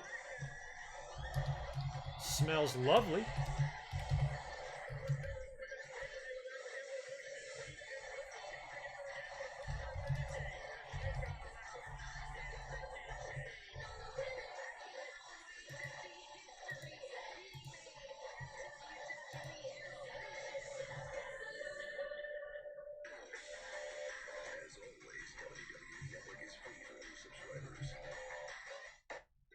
I mean, there's so many reasons why I think they should win the tag team titles tonight. I mean, just for Roman, too. You know, the Shield going out there, back together again. Maybe they're going to at least temporarily abandon the dissension between Seth and Dean. They take the tag titles tonight. They win it for Roman. They did it for Roman. And celebrate the whole deal. Drew is now doesn't have to be attached to Dolph anymore. He can go off on his own. And it looks like we need another main eventer. With Roman out, and I was saying for weeks that Drew was probably going to move on to the IC title with Seth, but now he might be bumped up to the world title. And if Strowman does wind up beating Brock at Crown Jewel, there's Drew right there in line for a title shot. That could be the direction they're going in. Yes, everybody that is asking if this is real, yes, goddamn, did you guys not watch this? If you've been watching wrestling for any amount of time, you should have known that that's not a work. Some things are just obvious, and that definitely was. No, this is not a work.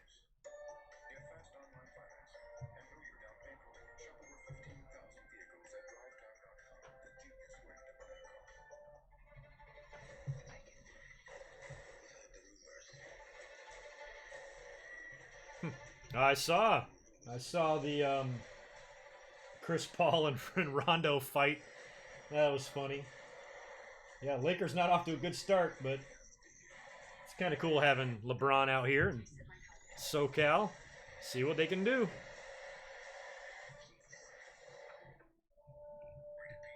I mean, I know, yeah, my cat is a heel. It's like he just had Thanksgiving dinner. Fucking stinks. He shit the whole floor.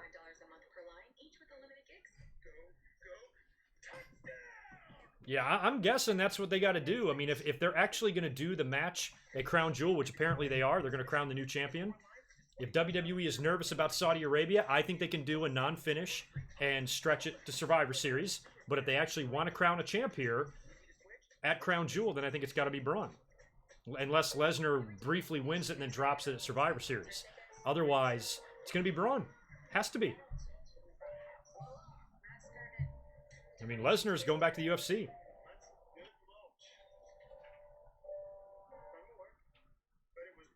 Yeah, they might. I mean, Braun might be on his way back to babyface status now. I don't think he should have never turned him to begin with, but whatever. NXT call-up? I don't know. No, I don't know if due to Roman. I don't know. I don't think so. I think there's enough. Like, that's the thing. I think there's enough talent there that can get title shots. It's not like they're lacking. You know, you got Kevin Owens and Finn Balor sitting there, both former Universal Champions.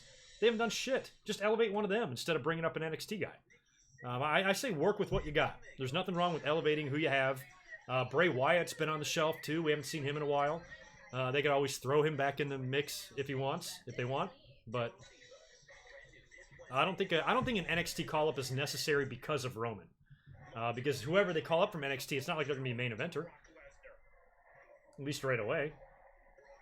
Might as well upgrade one of your current guys. Like a Drew McIntyre, which seems like what they're doing here. That was a pretty solid Claymore, too. Goddamn. Right in the face. Yeah, still got a pretty solid audience in here. You guys, please subscribe and get them likes up if you can. Smash that like button. Claymore that like button. Dolph, who are you talking to? Dolph's like, that's what I'm talking about. Hello, Charlie. Very impressive, but aren't you afraid of what the repercussions might be?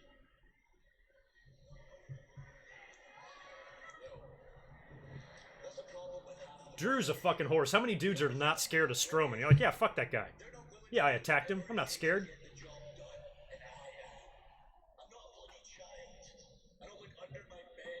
God, he looks like Rick Rude sometimes.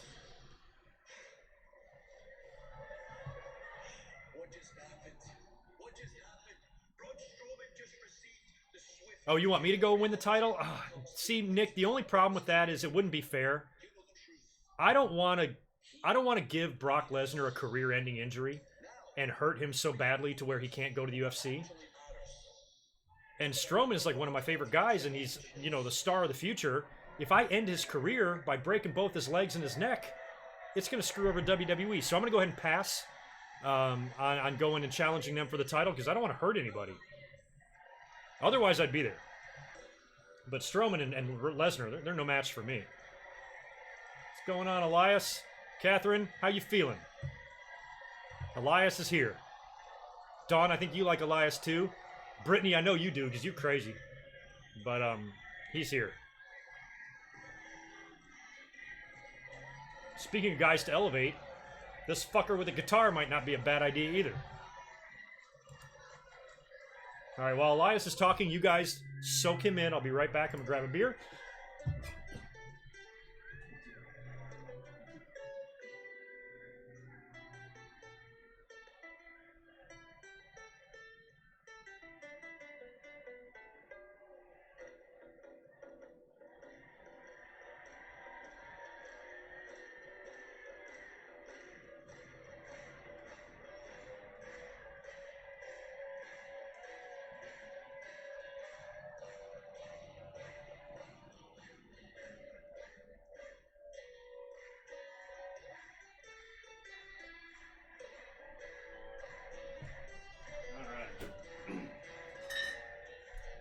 Man, the alcohol is just flowing tonight. I am so sad about this Roman situation. Oh, I didn't mean to interrupt your song there, Elias. My bad, man.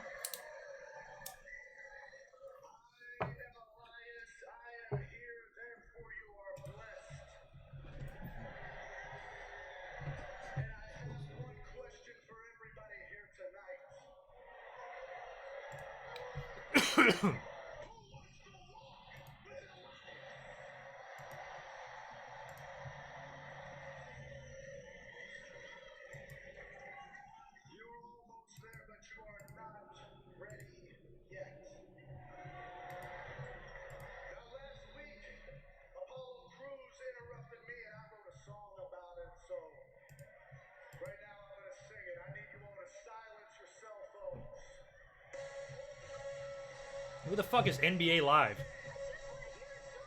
How pathetic are you? You have to come in somebody else's stream to tell people to go watch your stream? How about building an audience yourself, you prick?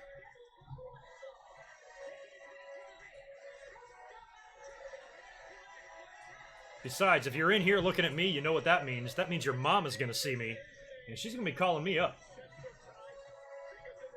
And as Gary Busey would say, I'll start a small fire in her panties.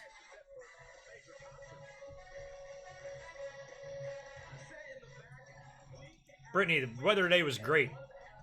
I only laugh because, you know, when you look at your phone and it does the weather thing for all the days, of the 7 days there, every day was sun and like 85 degrees, and then today on Monday, there was one cloud over the sun and like a high of 78, and I'm like, man, Monday's gonna be rough. Pray for San Diego. We got a cloud. But no, weather's perfect. Mid-80s, no humidity, sunny. October's always like that. This is actually our hot month. October's hot here. So we got Apollo. I don't know what they're doing with Elias. You know, I've said this before, Elias's gimmick and his character and just being out there, he can almost afford to really not have a direction because he always has a presence on the show, and he's always there to, you know, to feed off the crowd and stuff and get them chanting and do his songs. He's never really been in a significant feud, right? His feuds always seem to go just a few weeks and then that's it. When was the last time he wrestled on pay-per-view? That's what I want to know, because I can't even think of a time. So,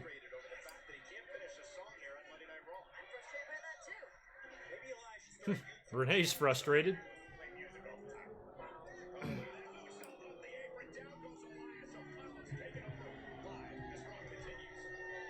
Is he back to being Apollo Crews again? Isn't that what I heard? I don't think they can make up their mind.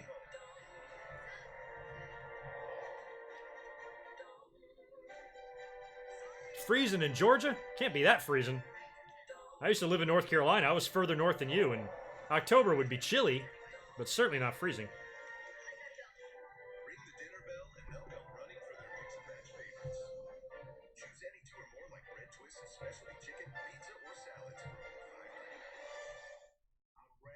only $5.99. 35. F off. Hell no. No, it's ridiculously perfect here. But I was just like laughing. Like it seemed like extra perfect this week. And that's why I had to post it on Twitter because I was just laughing. Look, here it is again. You probably can't see it in the light. But like, here's San Diego every day. And then down here on this Monday, there's one cloud with a high of 79. So yeah, it doesn't get any better. But I was just laughing. I'm like, the whole thing. I'm like, one little cloud. I'm like, look out. Thoughts and prayers.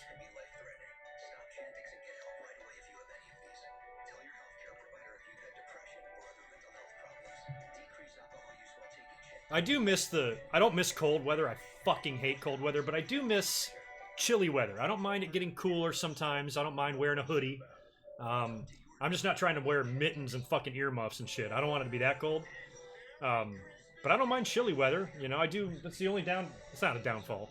But it's the only thing about San Diego is you don't get seasons, but I don't give a shit. It's fucking perfect. Oh yeah, you talked about your leggings the other day to me, Catherine.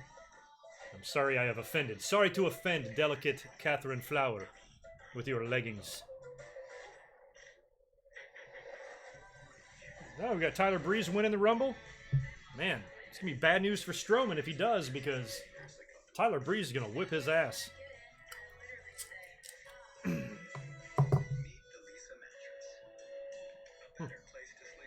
I have a lot of friends like you, Donisha. Love the cold weather. Love to be cold. I have a lot of friends in Denver.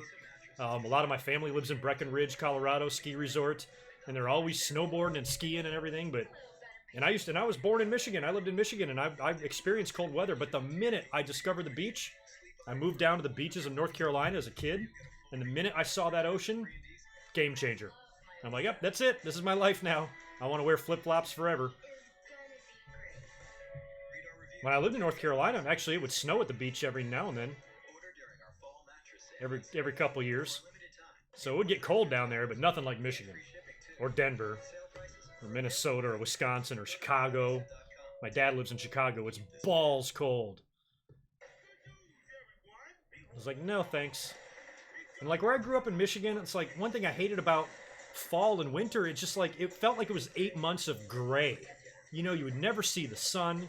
Just overcast all the time, gray, no trees or no leaves on the trees, no color, just felt cold, dead, gray. It's like Wizard of Oz, you know, it's like you're in Kansas in the beginning of the movie and it's in black and white, and then, you know, you go down south or you go somewhere warmer and it's in color, you know, everything is color, you know, the flowers are blooming and the birds are chirping and the air smells sweet, and, you know, I just prefer that. I think climate has a lot to do with depression and stuff too, you know. Actually, that's not true, because I know plenty of people here in San Diego that are fucking depressed. And I'm like, why the hell are you depressed? You live in fucking San Diego. Don't make any sort of comparison with Elias, a great musician, okay? He's a fine sports entertainer. He's a tough human being. He's aggressive. He's very skilled at that. Musically... Oh, I hated slush. I hated slush stepping in it and then it would get in your shoe and your socks. Oh my god. I'm like, never again. I don't even want to wear socks.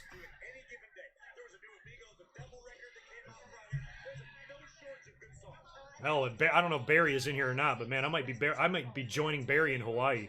Just moved there. I go there every 1 to 2 years, and every time I'm there, I kind of look around. I'm like, in my line of work, I can do it anywhere I want. Oh, I missed a super chat. I think I see it up at the top. Who's that from?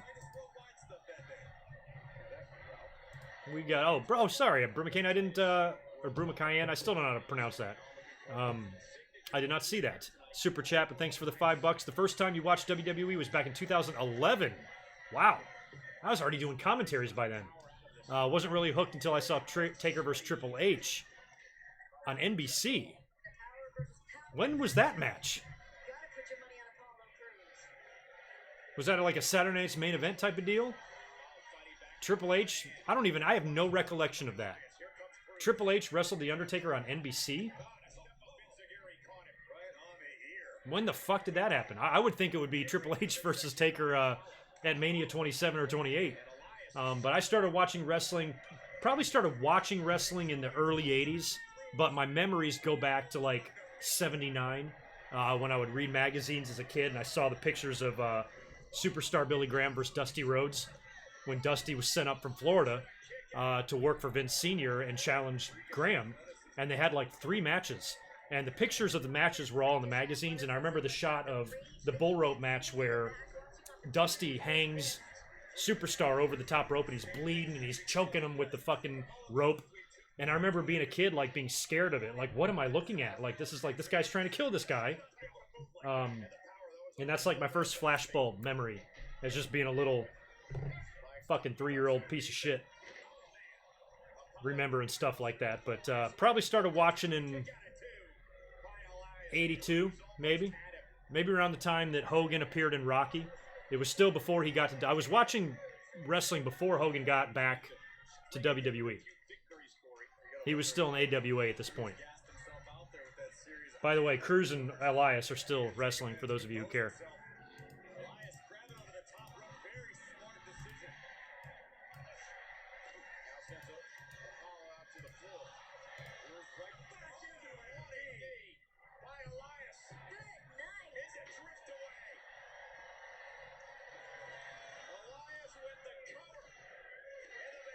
That's a good question for fans. All right, so what does that mean? You guys tell me. So Apollo Crews, is he buried? I mean, we all like Elias. So basically, the loser of this match was going to be buried. Because I guarantee if Elias lost, people would go online saying he was buried. But Apollo lost, and now people are going to go online saying he's buried. So I guess you just can't have a match without somebody being buried. There's no such thing as matches anymore. Everybody has to win. Participation trophies for everybody. No losses allowed. But again, and hasn't Elias already feuded with this guy?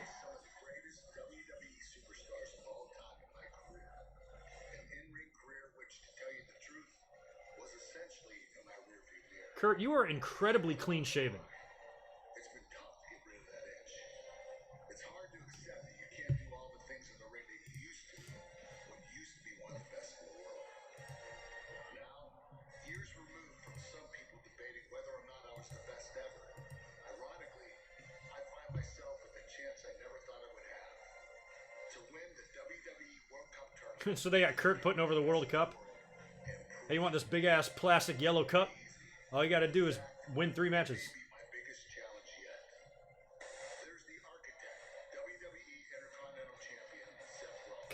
Catherine, we might be in luck. You know, that's the thing about here. It could be 100 fucking degrees when you get here, or it could be slightly chilly. At night, it will be chilly regardless, because it gets cooler here. And plus, we're a little farther north in LA. San Diego is a little warmer than LA, I think, in most cases. But it could go either way on that. I don't know. I remember, like, it was 2 years ago. Thanksgiving Day was like 101. You just don't know.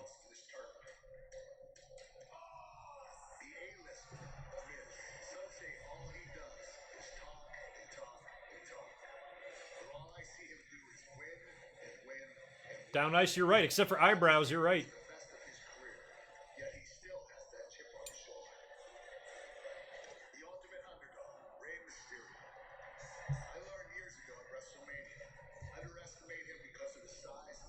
Bailey, what's chilly to me? I'd say like 55 is chilly to me. Because if it's 58 or something like that, I won't put a jacket. I'll just go. And it's gonna get to be like 57 tonight. Like, I haven't worn a jacket in I don't know how long. But it's not even hoodie weather yet. It's got to be a lot colder than this. But everybody else here in San Diego are huge pussies. You know, my restaurant is mostly outdoors and we have heaters. If it's like 68 degrees, you're like, can you turn the heater on? And I'm like, no. We only turn the heaters on when it's fucking cold, and it's not cold. Fucking asshole. So crazy. I mean, these guys are they're like, we're freezing. And I'm like, you're freezing. The thermostat's on the wall. It reads 71. And you're freezing. I sometimes just want to lay my gigantic dong on the table and be like, you know what? Take a lick of that, asshole. Oh my god. I'm so glad I wasn't born and raised here, because the people that were are fucking in another universe out here in California. They're crazy. Fucking warped ass sense of reality. It's better to live somewhere else and then come here and then appreciate how awesome it is. But if you're born and raised here, you take it for granted. But by the time all you guys get to age like 35, move to California. You'll thank me. You'll add 20 years to your lifespan. You'll appreciate the finer things in life. And you won't take anything for granted. They're all here, right? Cena, Angle, Orton, Hardy, Dolph, Seth, Miz, and Mysterio. That rounds up. Do we have a bracket yet for this? Is it going to be one of those things where they don't even show us the bracket until the show? Because they probably don't know yet. Kind of smart, actually. Because back in the old days of the tournaments, they'd let out the brackets, you know, way ahead of time. And in some cases, they'd change them. They changed the WrestleMania 4 bracket. Maybe twice. I know once for sure. But I guess we'll get the brackets the day of the show once WWE has a winner booked. Any picks on the finals yet, Crown Jewel? I mean, we can't tell because we don't know the brackets. If we could see the brackets, we might be able to predict, but who would you like to see in the finals? Like, what would be a fun final? And who the fuck's winning? You know, if it was up to me, you know what I would do? Here's what I would do. I would do Cena, Miz in the finals and have Miz win. That's if Cena goes, because apparently there are rumors that him and Daniel Bryan don't want to go. Those two guys aren't going to be forced to do anything, so if they're not going to go, they're not going to go. WWE can't do shit about it. Maybe to Daniel, if Bryan's got world title plans in place for WrestleMania, that could be out the window if he refuses to go. But I think Miz and Cena would be fun just because Miz could beat Cena.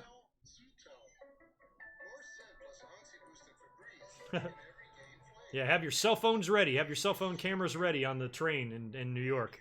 I'm scared of New York, Catherine.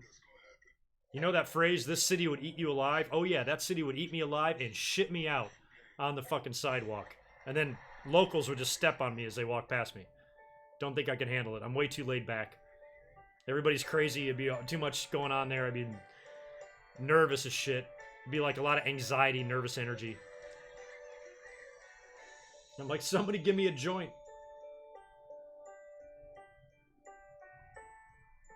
Oh yeah, good call on the finish. Lightning Fist, or whatever it's called, into Skull Crushing Finale.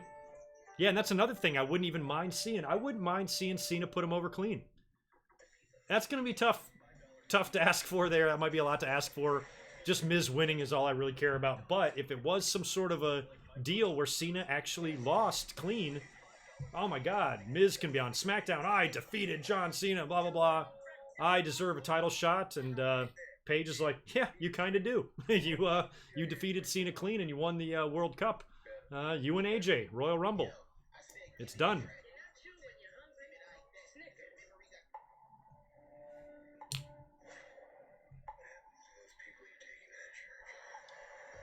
You know, M. Dion, I really don't mind people, you know, calling the pay-per-view blood money and stuff, because in a way it kind of is, but I think people should chill on presuming what's going on in other people's heads.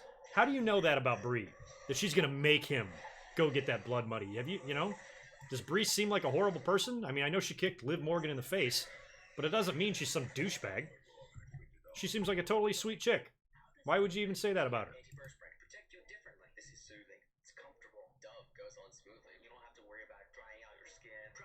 Oh, alright. I guess you're right, Catherine. If you did, I can. Dawn, I am not moving to Massachusetts. My dad used to live on Cape Cod, and I spent a few summers there in the 90s at Eastham in Cape Cod, and loved it. God, we'd go to the beach, and there was all these lakes, and we'd go fishing, and it was just, I think it was like summer of 91, 2, and 3. All 3 years, I think I was there for about 2 weeks, and loved it. But don't think I could handle it in the winter. But man, it's pretty up there. Beautiful. All the local seafood and the lobsters are fucking dirt cheap. We don't. I made my dad take me every day to a place to get a full lobster, and I'd be like 13 years old, just fucking cracking the thing open.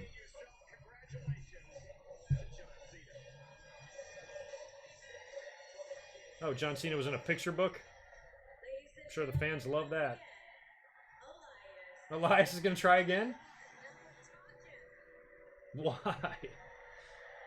Maybe he's starting a new feud because they're making a big deal about him getting interrupted every time.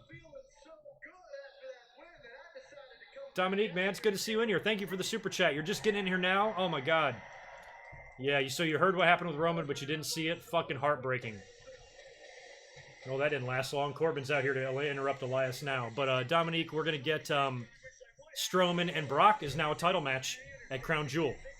So I guess we're either getting a new champion crown there, or they're going to do a non-finish and do a tournament at Survivor Series, which ironically would be the 20-year anniversary of the '98 tournament.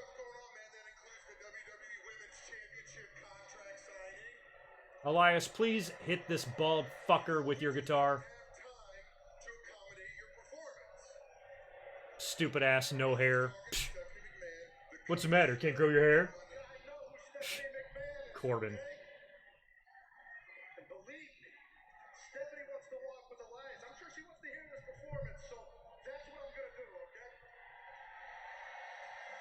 Yeah, Corbin, shut your face. Why don't you go get us some snacks?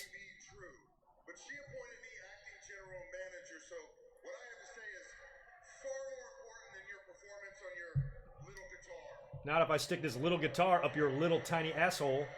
Do it, Elias. Babyface turn. If I were you, I would stop looking at me like that. You work for me, and if Stephanie didn't like you, I'd fire Okaror Bonnie, I don't have any. What happened to my hair? I don't have any hair? Are you sure? Let me look. Get off the stage. Oh my god, what happened? It fell out. It fell out.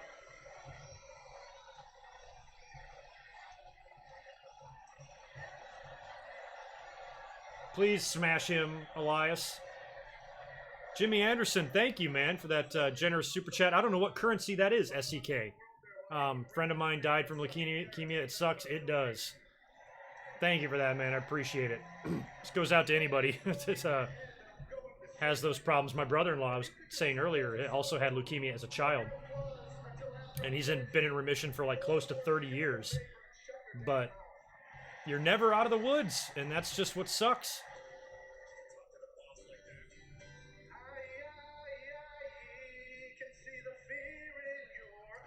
I got a notification on my phone. We got Z-Man Brian Zane saying something about me on the Twitter.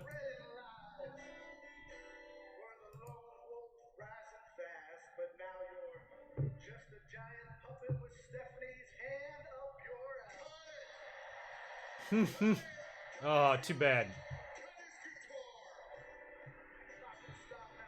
Well, it looks like Brian agrees with my idea of the non-finish. I mean, you feel like it has to, right?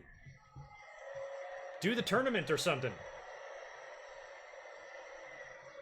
Or there's also the option of, like I said, Brock winning the title and then quickly dropping it at Survivor Series, kind of erasing it quickly. Might have to do that too.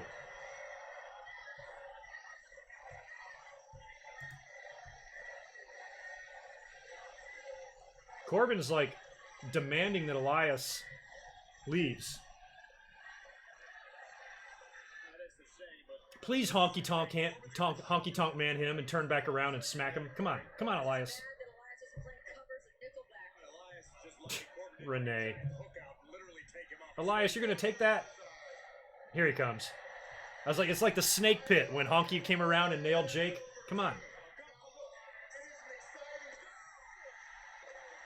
Oh, I know why he left. To switch guitars. He totally went back to the gorilla to grab the gimmick guitar. Cool, alright.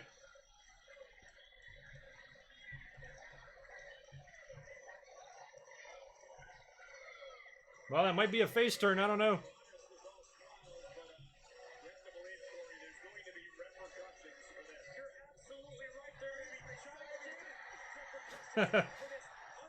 Elias should have been like, hey, I'm gonna walk back here and get this other guitar because I don't want to ruin this one.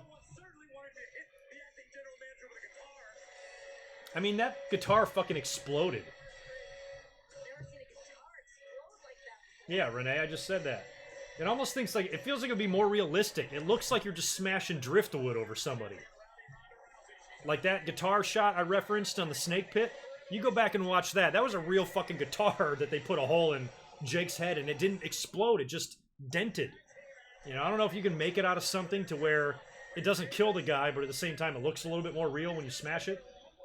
But like Jeff Jarrett's guitars used to have the powder in it. I fucking hated that. You know, like, what guitar do you buy when you go to a music shop has a fucking bag of flour in the middle of it, you know? Yo, man, you got one of them guitars with flour in it? I want one of those. Fucking A.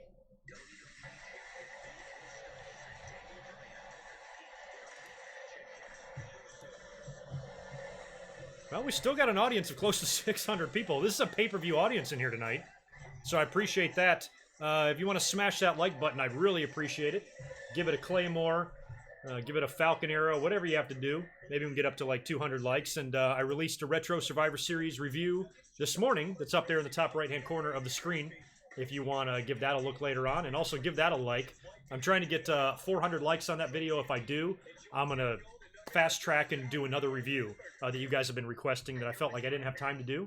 But if we reach our like goal on that video, I'll make it happen. So go give that video a look and tell me what you think.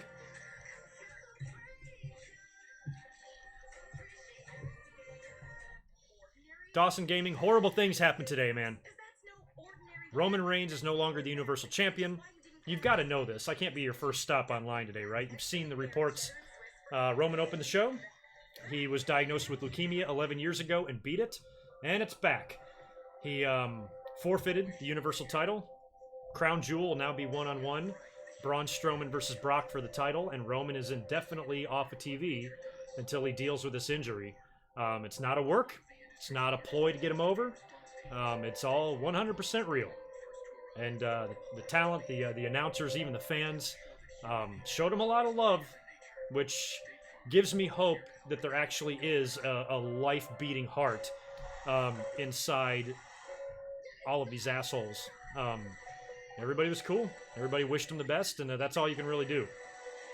You know, put wrestling aside, put your views of the guy and the booking of him aside, you know, and think about that there's actually a human being playing the role of Roman Reigns. And human beings go through issues, they go through illnesses.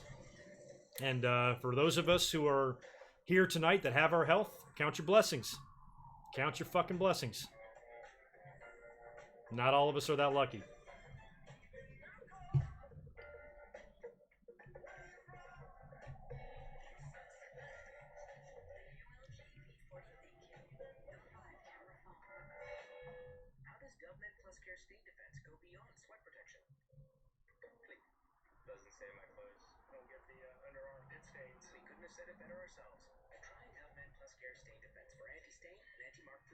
Giovanni Perez, you're telling me I suck? Do you want me to tell your mom what you're saying about me? Because she's here. She's in the back, waiting for me. I'm going to tell her what you said. You're going to be in trouble. I'm going to wait, though. I'm going to wait till I'm done smashing her to tell you. That way, maybe she'll go easy on you. Maybe not ground you, because you're clearly in her basement. By the way, fuck you.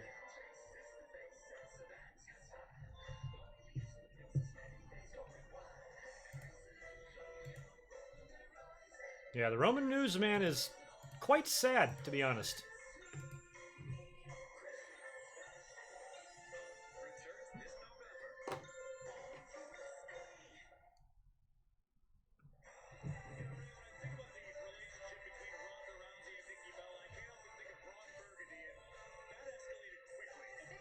Put the show on? I'll make you a deal, Kyrie. How about instead of me putting the show on, you pay your fucking cable bill and turn it on yourself? Deal? Deal. Glad we're in agreement. Oh my god, they got the tail of the tape between Bella and Rousey.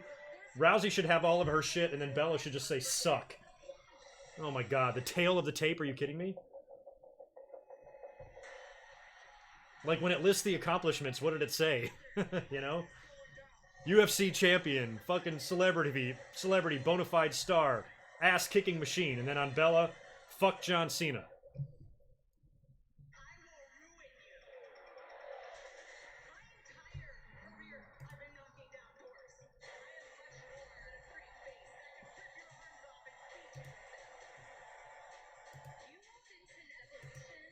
Oh, good, Jay. You got cable? Sweet. Turn on your show then. Because this is your first time here. I've been doing this every Monday for months. And just me hanging out. Normally, we're watching the show under different circumstances. Normally, we're watching a very difficult show to watch. And we're being driven crazy. And so hanging out together kind of helps. But I have a YouTube channel. And I am not allowed to show it on the screen. So if you want to know why it's not on the fucking screen, it's because I don't want to get in trouble. And I don't want to get my channel deleted. It's very simple. So... let's all use our heads before we say, through the screen. Just try to think. There's a reason that if you go online, nobody else is showing the screen either. Or people with, you know, actual channels.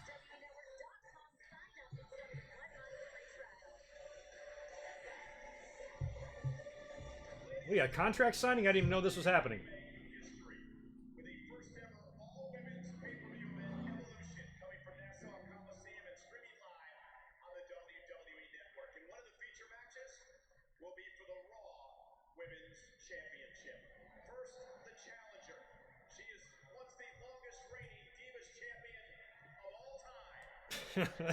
That sentence sounds crazy. Well, Nikki, I showed you love tonight. I recycled my overlay from last week, so we still got Nikki with her ass on my G.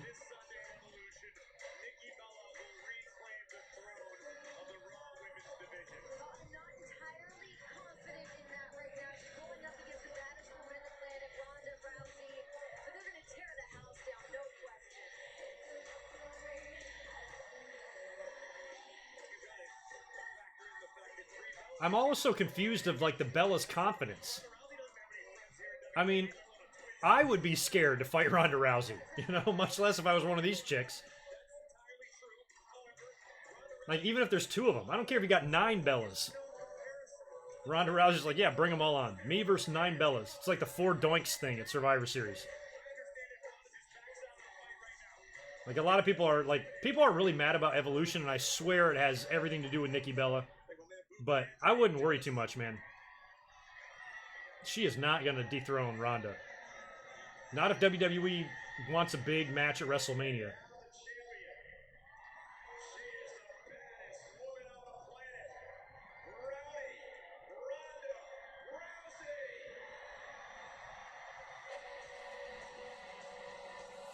I mean, you got to think, too, and I was thinking about this the other day, because I had pitched the idea of, like, Ronda and Charlotte at WrestleMania. I still think you do that no matter what. It doesn't have to be a title for title or unification. Charlotte can win the Rumble and challenge Rousey or something like that. Or Rousey can win the Rumble and challenge Charlotte, which is something I didn't consider.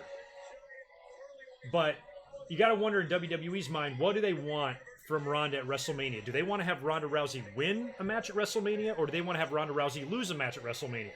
So if she stays champion all the way until WrestleMania, odds are that's where she's going to suffer her first loss.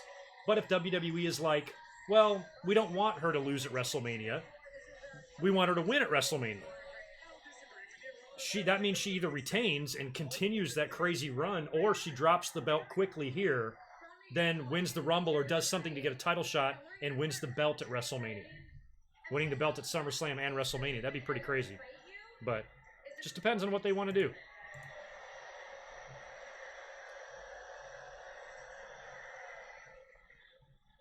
Catherine, do you know what's being said in these other languages? Because I don't.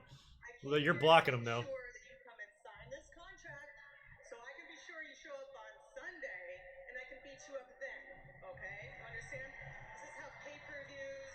Barry, thanks for that super chat. I was just talking about that a minute ago.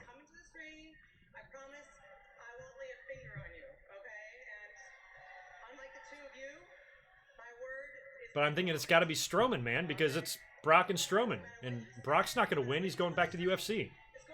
So I think either Strowman wins or they do a non-finish and they crown the new champ at Survivor Series. That's my guess.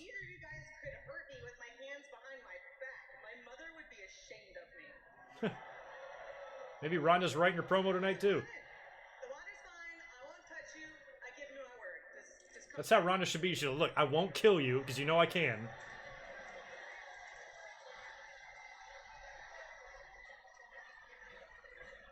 I like Ronda. Jimmy Anderson, man, you're coming through again. Thank you very much for that. Appreciate it. I'm still not curious. I'm still curious on that currency. What country you're in? But yeah, I agree totally. I think a lot of people are like that. There's plenty of Roman Reigns critics out there that are all, you know, showing support to him, which means they understand they can separate character from person. But unfortunately, a lot of people can't. But I'm glad that you're one of those that can, and there's a lot of people that are. I've seen it tonight alone on Twitter and from the comments here. A lot of people will say, hey, I might hate him on TV and boo him, but I certainly don't want anything to happen to Roman. So I'm sure he appreciates that, and you can tell it from the fans tonight. Thank you, Roman chants. Just like she did. Didn't you promise your mother that she would never have to watch her baby get hurt in the octagon, and that you would retire undefeated? So tell me, Rhonda, did you give your mother your word to all those things? I mean, don't you get it? Your mother is already ashamed of you. What's going on with Ronda's mother? I'm not even aware of this. Oh, and Rhonda, I mean, imagine what your mother's going to think when a diva will beat you for your title.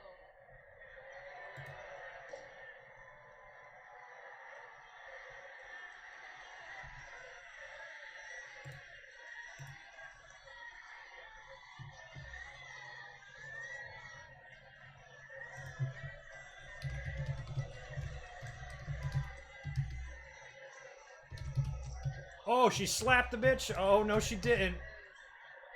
Why would you do that, Nikki? Are you fucking mental?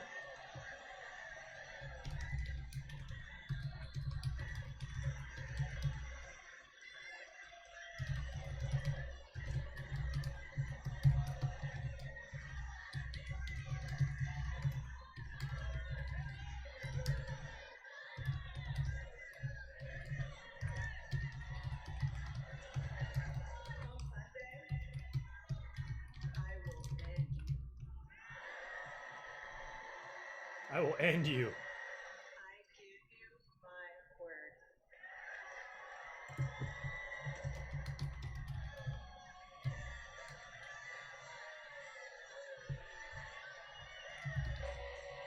That's it? She didn't even kick their asses for slapping her?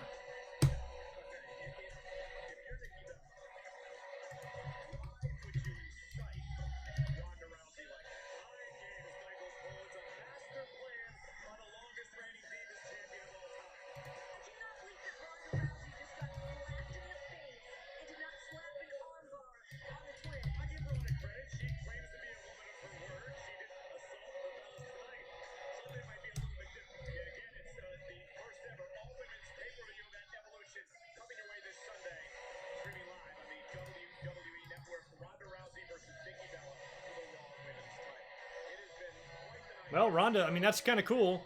She, Ronda just ate the slap. She's like, you know what? I don't even care. I can fucking kill you both. I'll just wait. I mean, if you know you're stronger than someone, that's what you do. And I've been living with leukemia for 11 years. Fucking did not see this coming, man. And unfortunately, it's back. Oh, Jimmy, you're from Sweden. All right. The leukemia is Nice. back. I cannot fulfill my role. I can't be that fighting champion. And I'm going to have to relinquish the Universal Championship. I have roots there, by the way. My mom, my parents have both been, because they have like distant relatives there.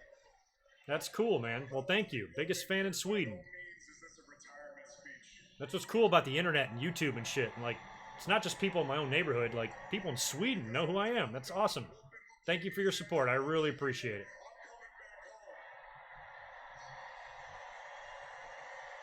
I mean, this Roman thing is so different than everything else because every other speech we've had like this has been injury related, you know? I mean, this is like cancer. This is so different. Because I want to show all of you, the whole world. I want to show my family, my friends. Yeah, Barry, you are. Biggest fan in Hawaii for faux show. That when life throws a curveball, I'm pissed I'm not going to be in Kauai this year. I'm going this April. stand in that batter's box. I will crowd the plate. I will choke up and I will. But it's probably the only time we're not going to be there. I think we'll resume it next time. But the family kind of voted to go somewhere else, and I was kind of fine with staying where we were, but I didn't have much of a say. So I'm like, yeah, whatever. So I'll be back though, Barry. We will meet again. I'll be coming to Kauai for the rest of my life. We own that place there, so you'll be seeing me forever. I'll be 80 years old doing YouTube commentaries from fucking Kauai. Or Kauai. I don't know how you say it.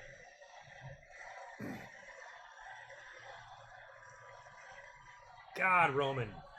Fucking sad.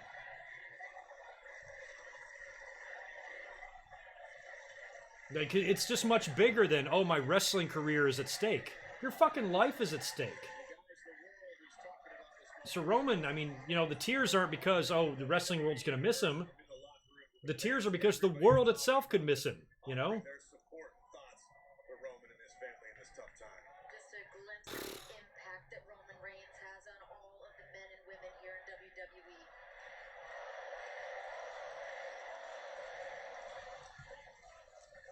And again, ladies and gentlemen, the fact that Roman Reigns had to give up the Universal Championship. Good shot of Brett and Roman there. Brett knows a little something about that. Baron Corbin to get in contact with Raw Commissioner Stephanie McMahon, and they have now made this match a crown jewel to determine who Banter King? Yes, it is. Yes, it is. will be the Monster Among Men, Braun Strowman, versus the Beast, Brock Lesnar. It is now one-on-one for the vacant Universal title. Well, we own the Barry. We own the timeshare. My parents bought it years ago, with the sole purpose of when they die, leaving it to me and my sisters because they want us to be able to have vacations together for the rest of our lives, kind of thing. So it was really their present to us, and you know, we get 2 weeks a year there, kind of thing, and it's paid in full. You know, all we have to do when my parents die, all me and my sisters have to do is just pay the maintenance fees, and we got 2 weeks in Kauai every year. So. So I'll always be there. When you don't know what to do and you don't know what to say, you just gotta do the only thing you know how to do, what you always do. So tonight, we're gonna do what we always do. Win. I mean, you kind of have to, at least temporarily, you have to drop the Ambrose tension with the Roman stuff going on. Play of emotions. I think turning Ambrose heel now, 2 hours after we get this Roman announcement, would be like a fart in church. Like, they need to be together for a while. Break up Ziggler and McIntyre. Save this shit for later. We are gonna do it for you, Roman. We love you. Believe that. Seth and Dean dedicating tonight's opportunity. Yeah, I mean, and I said that in the very beginning. I'm like, they're going to dedicate this match. We're totally getting new champs tonight. We have to. They got to move on Drew. Roman's out. It's got to be Drew McIntyre. Somebody's got to step up. And he's ready. He's on the cusp. He's got everything. He's got the look, got the ability. She's not like most girls.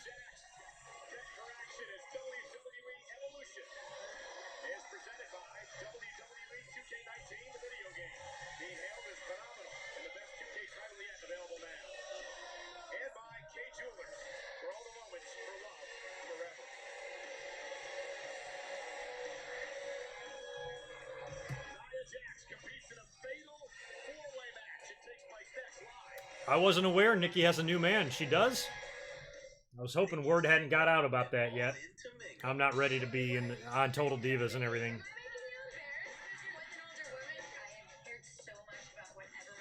Oh, here's a... Total Divas. Ah.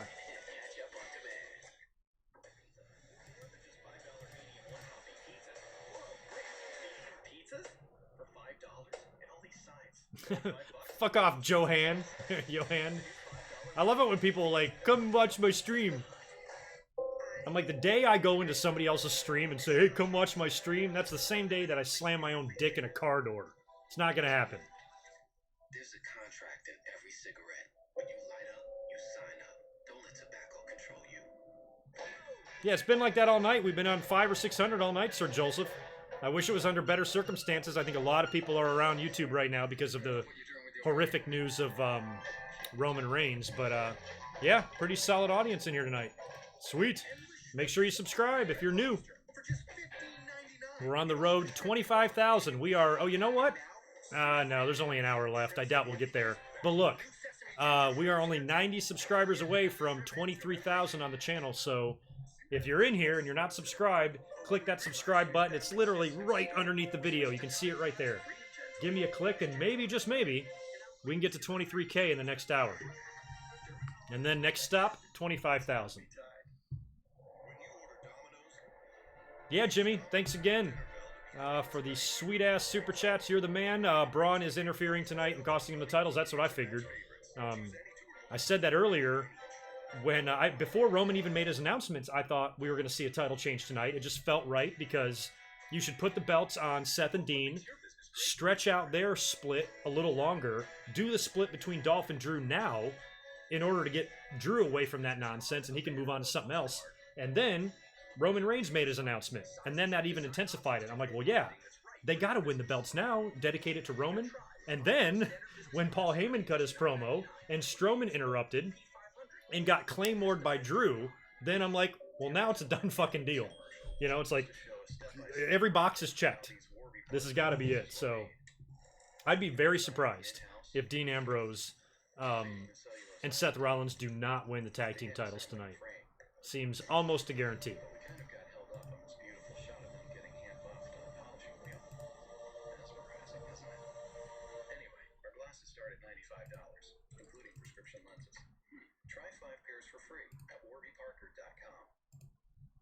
Triple threat is not out of the question either. They can throw Drew McIntyre in there, but again, why would you do that? Might as well just put the belt on Strowman at this point. If you want to put the belt on Drew in the future, you can. Just have the two of them work a match. I say you might as well leave it one-on-one, but yeah, Drew being thrown in and making it a triple threat, I wouldn't necessarily be against, but I don't think you even need to. I think you can wait on Drew. Let Drew win the belt traditionally or something.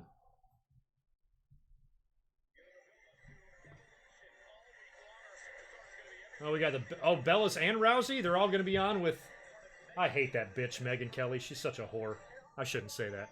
She's just a bitch. I think she's married. But why would all three of them be on there?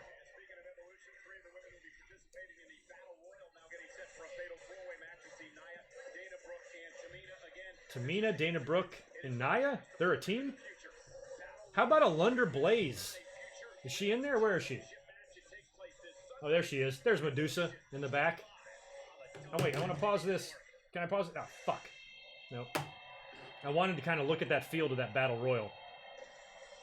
All that shit seems thrown together. What the hell is Medusa going to do in there? I can't believe she's even going to be in that thing.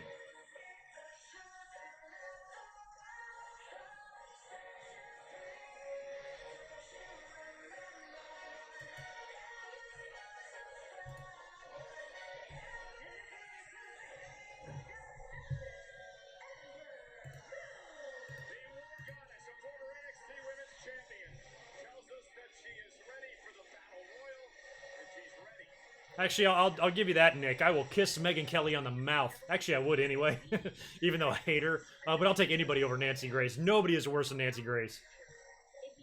I'd vote for Megan Kelly for president before I'd even smile at Nancy Grace's disgusting pig face. Fuck that bitch. She better hope she never runs into me.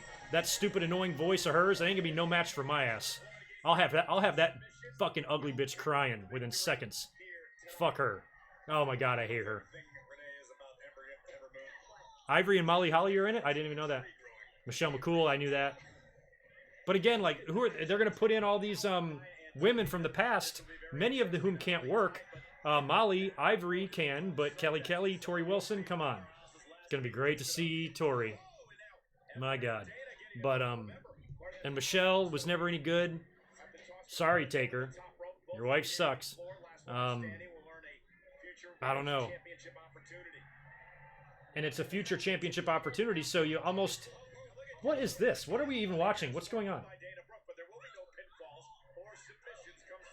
I thought this was a tag team match. There's just a battle royal. This may be a battle royal. I completely missed what the fuck I'm even watching. Okay, so I got 4 women in the ring kicking each other's asses. I don't know what this is. Fatal 4-way, tornado, mini battle royal. Can't be a battle royal. There's a referee in the ring.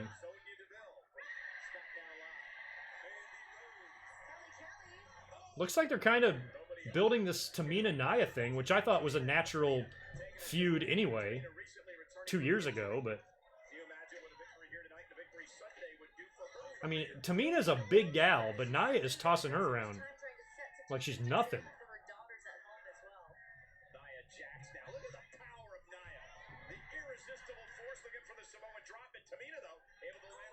Still don't know what kind of match I'm watching. Oh, there's an eclipse. Oh, good sell by Tamina. She's out. So what was that? A fatal 4-way? All right. I don't know what's going on with Victoria. Why WWE's like against her? The sex tape couldn't bother him. Not after what Paige did. She's the fucking GM. So who cares what Victoria does? But I don't know where she is. Or why they haven't brought her back in to do something. Tori was solid, man. That match in 02 with Trish, that like hardcore match at Survivor Series. Tori could work. Or no, Victoria could work. Victoria, not Tori. Eve Torres, I didn't really care about her.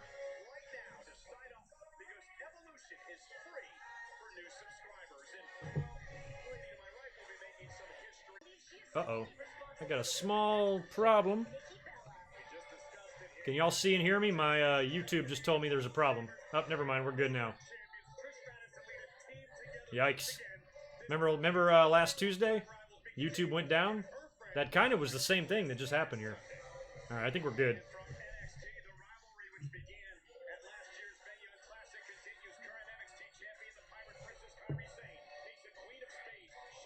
But yeah, there's a special going on for Evolution, by the way.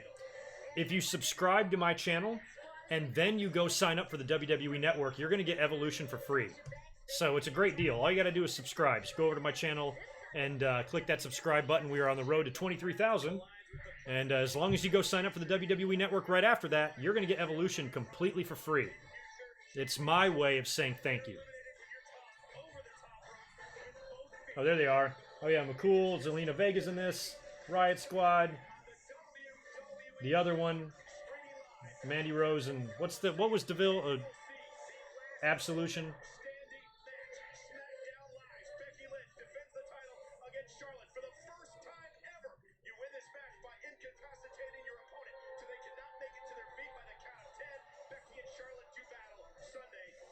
Well, that's obviously going to be match of the night. I mean, that Becky-Charlotte match will be pretty good. The problem is, no matter how good it is, nobody's going to care unless Becky wins. So for WWE's sake, they probably should have her retain. Because if you have a great match and then have Charlotte win, fans are going to be like, that match sucked. When it really didn't. They're just mad. You guys are going to lose. Oh, that match is next? Is this going to be a 35-minute match?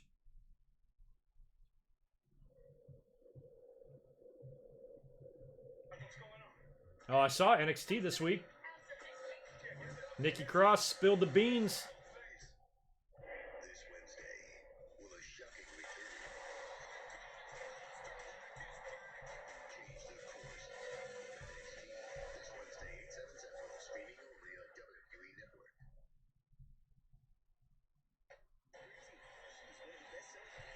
Yeah, I'm curious how fast they go with everything. I don't know, Awesome, if Drew is necessarily turning on Dolph tonight. But I definitely think they'll drop the belts and then they'll officially split next week. I don't know if Drew is just going to sabotage the match and intentionally lose, or if they're going to lose because of Dolph and then Drew gets mad and then next week they try to hash it out in the ring or maybe even have a rematch, and that's where you do the turn. I don't think you necessarily need to do it all in one night, but they could. You might not be wrong. Well, since we got a couple of seconds here before the main event, let me go grab a final cold one. Be right back.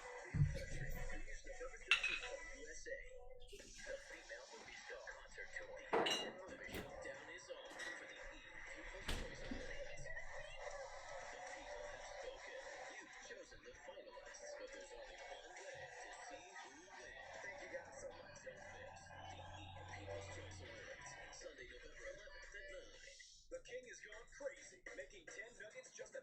Crazy, right? Crazy crispy, crazy juicy. 10 nuggets made of crazy delicious white meat for just $1. Now that's a crazy deal.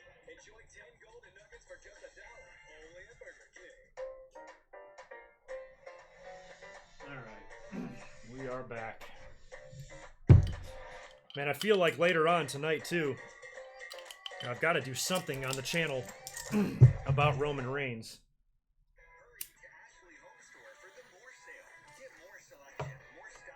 Got to get something up about this nonsense and this craziness that we've experienced tonight. What's going on? We Are Pro Wrestling's going great. How are you? Ian, thank you very much. I'm glad you saw the Survivor Series review. It's so funny. I did that review knowing that my views are going to be low, but it's a show I've wanted to do for so long. It's one of my favorites. And I'm like, you know what? Fuck it. I'm doing it. I'm doing it for fun. So yeah, that's on the channel now. I've got the link right up here if you haven't seen it. Survivor Series 1995. Had a blast. Been starting to use a little bit more video footage too in my reviews, so if you sometimes listen to it and you don't watch it, you can actually watch it. There's lots of clips throughout the whole thing.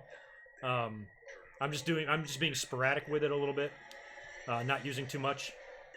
But yeah, so they are becoming a little bit more watchable, which adds a little bit to the editing time, but I think it makes for a better review sometimes if you can actually have a visual. So check it out. Give it a like. We're on a goal. We're on a mission to get 400 likes on that review. If we do, I'm going to give you guys another Survivor Series review before the end of the year that I hadn't planned on doing. You just got home from bowling. You remind me of me. I used to bowl on Monday nights. I carried, highest average I ever carried was 217. I have 12 300 games to my credit. I was the man. But after a torn rotator cuff, I retired.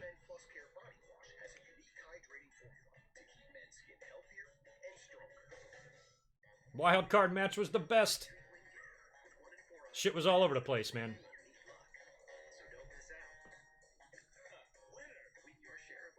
Mike Simpson, nope, not really. I don't really watch much of Impact Wrestling unless I catch something online or there's a situation. I saw the whole Austin Aries debacle. And we got a Susan Komen segment here. Well, they got a bunch of survivors out there. They give them all belts. How can you not like Titus? Anyway, I'm not going to disrespect this segment, but I'm not going to really watch it either, so I'll continue chatting with you guys.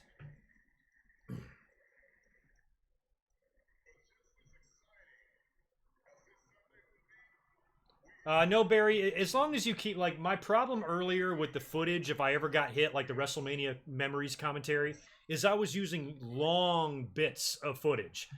You know, like, if I was in front of the camera, I could just do 5-10 second little clips in between me talking, but I'm not on camera. So I have to do, like, still pictures, and then if I'm talking about something specific, I can splice in the footage. So generally now with the footage, I keep it to, like, 5 or 10 second clips, and that's it. If you start using shit that lasts like 2-3 minutes long, that's when you're going to get nailed. And all the other people that review, Brian Zane actually is a good example. You know, the B-roll footage that he'll use is just brief and sporadic, and that's kind of how you can get around that. So I've decided to do that a little bit more. I did that with the TNA review too, and with the Raw review, the Homecoming review. A lot of people might not even know that, but if you sit through and actually watch the Homecoming review, you'll see lots of clips. But it just depends on how you use it. And these days it's different. Like 6 years ago or something, if you were to do that, you'd get a copyright strike on your account and suspended and all this other shit. Now it's like they block it or they monetize it. And if they do block it, you don't get any trouble. So it's really not an issue anymore. So, you know, like when they took my WrestleMania Memories video down, my channel didn't suffer. I didn't get a claim or a strike or anything like that. It was, they just took it down. So maybe when you get to a certain level on YouTube, they cut you some slack. I don't really know how it works, but I've just started to use a little bit more in my videos, thinking it might be make for a better visual experience, you know?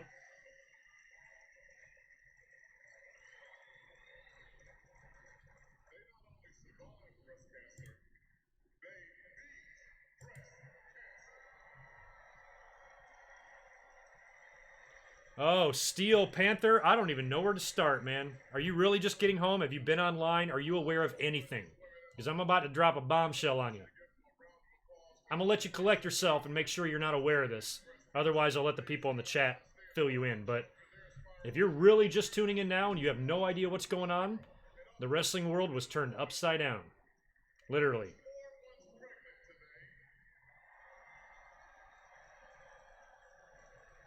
Oh, I didn't realize all the belts were pink. But short version there, buddy. Roman Reigns is forfeited the Universal title. He has leukemia. And he's indefinitely gone from WWE until he's healthy. Heartbreaking.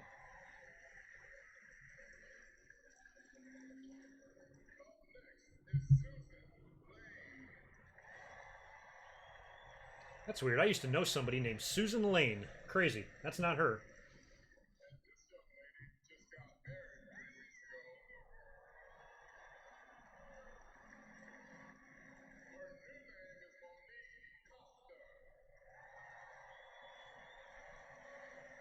Monique, you're pretty hot. You just got married?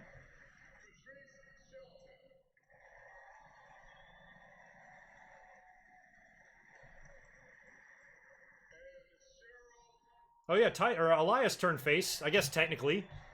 Not really sure what he was anyway. But have you noticed that though? I mean, we were talking about that. Elias has not really had like a serious program. He's worked with a couple of guys for a few weeks, but he never does anything. He's just the presence on the show, which I guess is good enough. If you're on the show every Monday night, then yeah, you don't have too much to complain about. But still, he doesn't ever do anything of significance at all.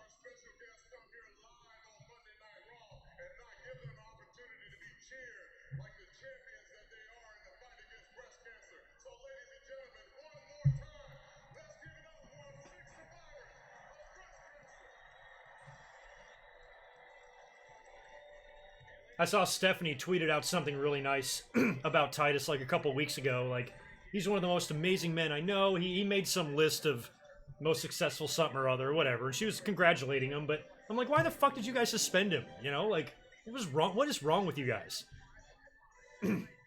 Totally nice guy like Titus.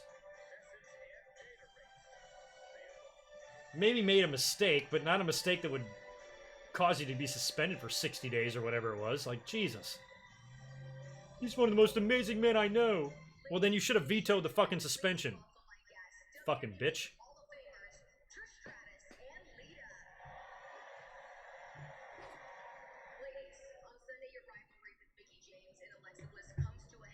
Lita and Trish are there. I forgot about my fantasy. I had to check that. Oh, shit. Is the game over? No, it's not. All right, I'm down by 4 points. With 10 minutes left. I better fucking win. All right, now I'm down by 3 points.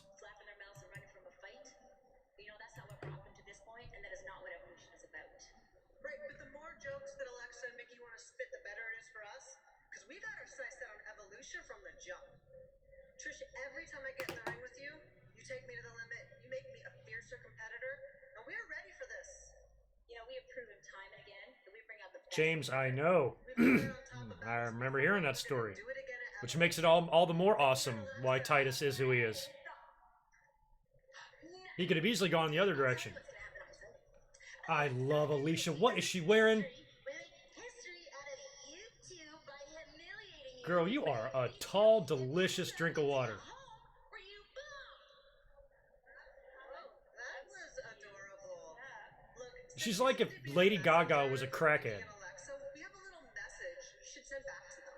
Yeah, you tell them that evolution. Oh, you tell them the evolution and you got nailed. Who is that, Mickey? Where's Alexa? Are they going to change this match and make it Alicia and Mickey? We already had a moment of bliss earlier. Imagine running into a crazy-ass Alicia Fox in the club and she's mad at you for spilling a drink on her. May God have mercy on your fucking soul, man. Let me tell you something. You see, that is how we do it around here these days. Oh, Lord. You can't try to cut a promo before the brawl's over, you dumbass. Oh, the referees. Stop this. Stop it, y'all. Hey, guys, stop. Get out the tasers and the mace. Put an end to it.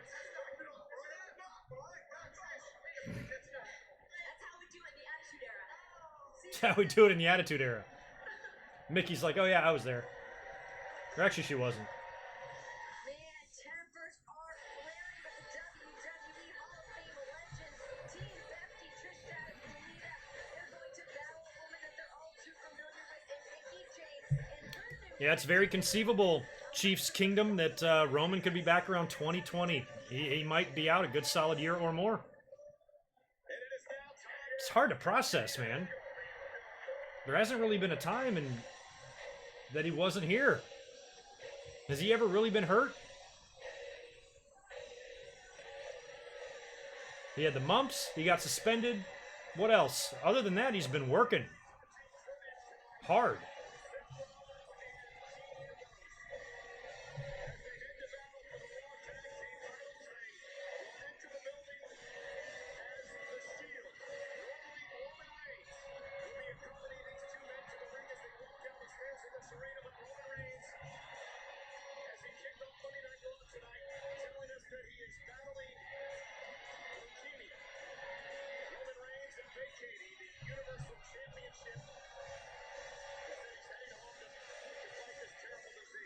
Oh, yeah, I forgot about the hernia. That's right. 2014, and then he came back, you know, and he was winning the Rumble in January. Wow.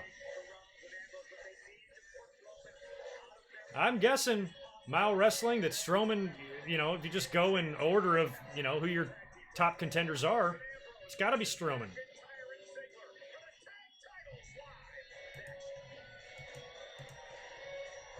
Oh my God. Yeah, still pretty, just a crazy ass night, man. Crazy night.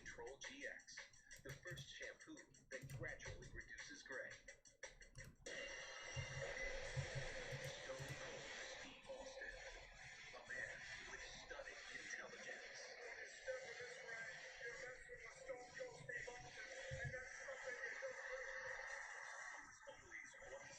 Yeah, man, this shit caught us off guard. For some reason, I think I left it on. My air conditioner just turned on, and it does not need to be on. I gotta turn that off. Has made him a record 3-time Royal Rumble winner and a 6-time WWE champion. I had my my air conditioning set to turn on at 76, and it just hit 76 in here.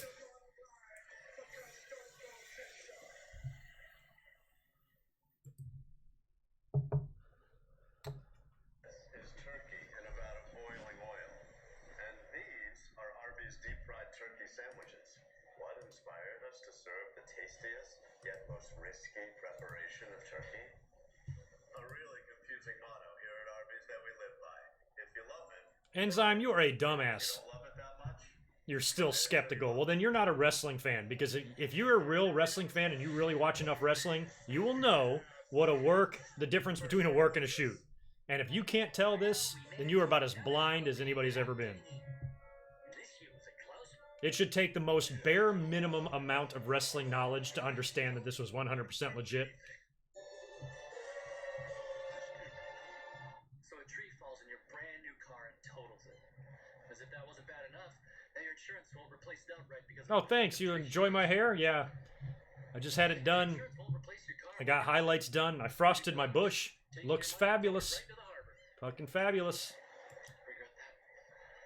By the way, I also, I adjusted a few of the settings on the camera. I've been complaining about my video camera lately. I think it looks a little bit better tonight. But in the last couple of weeks, it's just looked like shit. And I'm like, some settings have got to be off. It's a 1080p camera. You know, it's not like a movie set camera or anything like that, but it's good enough to record clearly. And I felt like it hadn't been. But this looks a little bit better. Lighting is a little bit better tonight. But there have been times recently where I haven't been happy with it. Once you start smoking, the consequences will find you. Cigarettes may leave you with stained teeth, gum disease, and more. History guy, I have done a video on Brian Pillman. Kind of. I actually have 2 of them up right now. I'll grab you the links if you want. I did a This Day in History a couple of years ago on the 20-year anniversary of Hell in a Cell.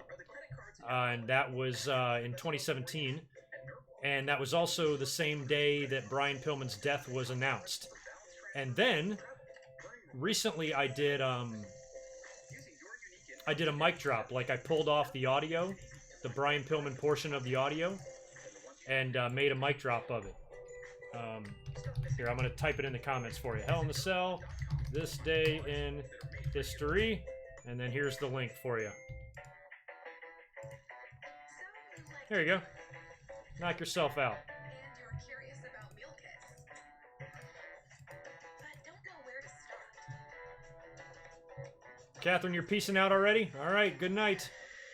So much emotion. You're right. It really has been like that tonight. $50 a week. Get fresh ingredients and easy-to-follow recipes delivered weekly. Visit homechef.com for $30 off your first order. And then also here you go. If you want the mic drop, if you want the Pillman version, just the short answer to the Pillman video. There you go. It's about maybe 10 minutes long, something like that. I can't let my friends die for nothing. Actually, 12 minutes long. Yeah, there's my Pillman opinions.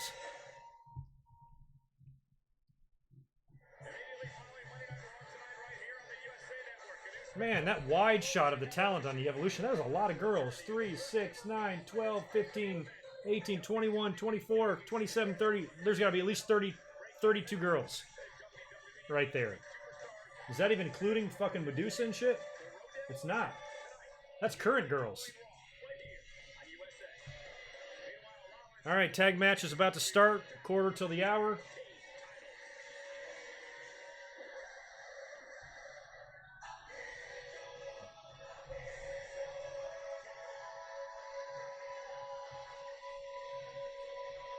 I thought about that earlier. I don't know if I see it happening. Do you think Braun could join the Shield?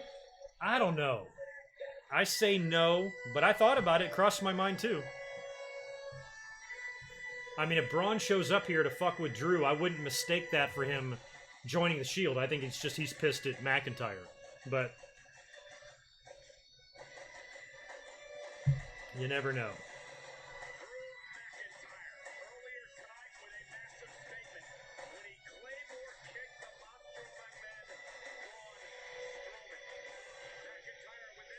Yeah, sure, that works. Aaron AR, do whatever you want. Whatever you do, just subscribe. You won't be sad. I got videos going up all the fucking time. And we're still a ways off from 23,000. I need about 70 more of you to subscribe. So if you're in here and you're not subscribed, please do. Let's try to get to 23K tonight. That would be sweet.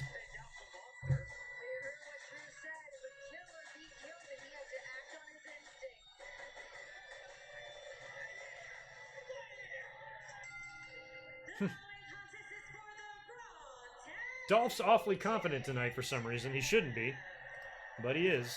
Introducing the challengers, representing the Shield, Dean Ambrose and the Intercontinental Champion, Seth Rollins.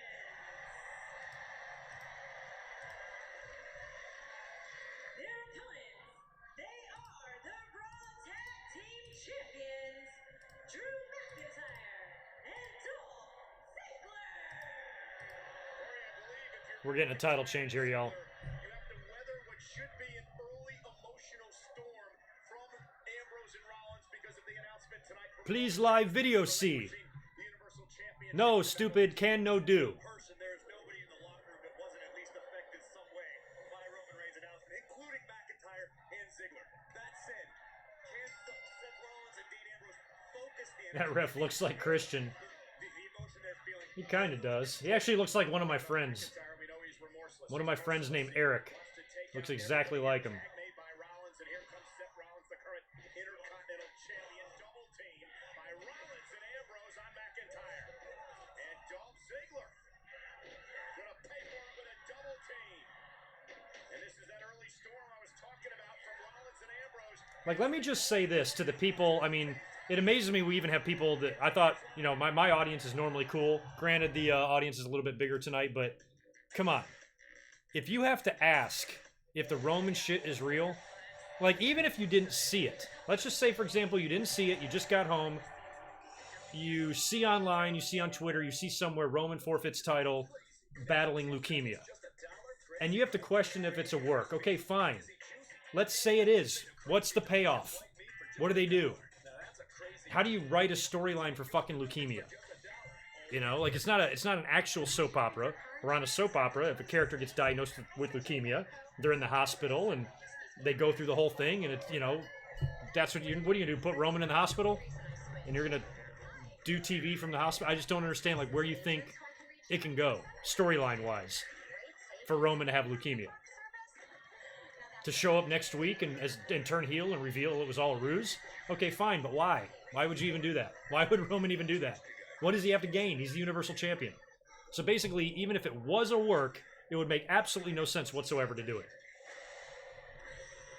And plus, you should be able to watch it. Like, and if you did see it, then don't ever complain that real wrestling fans should do this or that, because real wrestling fans should be able to spot that and be able to tell that it's totally a shoot and not a work. To even wonder this blows my mind. Y'all are smarter than that. Especially when the people asking that have probably claimed to be a real wrestling fan before. I'm like, well, if you were, you wouldn't be asking that fucking question.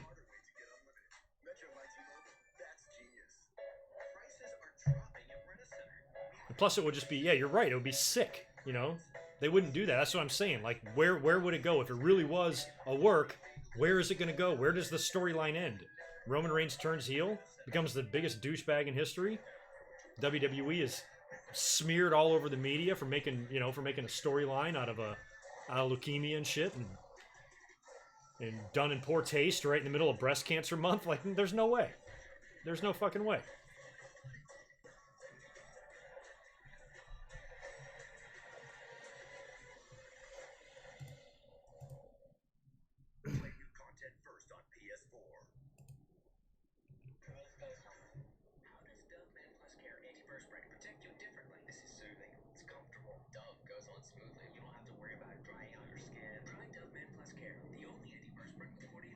Do I seem unchill? Take life back? Oh, fuck off. You've never been in here before. I'm the most chill guy out there. Don't you watch YouTube? Don't you watch other wrestling YouTubers? I can pretty much guarantee that I'm one of the most chill guys out there. Maybe not the most chill, but definitely I'm on the list.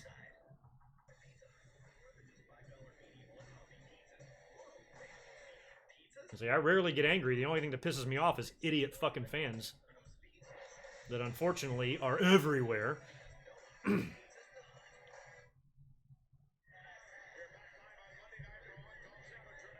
Yeah, this would be Katie Vick level shit. That's for sure. I love the kayfabe news story that came out about Mayor Kane denying any wrongdoings with a woman named Katie Vick. I just laughed my ass off at that. I'm like, yeah, imagine, being in politics and everything that's going on with everybody, all these accusers of people coming out and stuff. What if some family member of Katie Vick showed up and be like, hey, the mayor of Knox County fucked my daughter's dead corpse. And then Kane would be like, no, it wasn't me, it was somebody dressed as me. And like, oh, okay, that's fine. I was like, I did try to murder my brother a few times, but we'll just forget about that.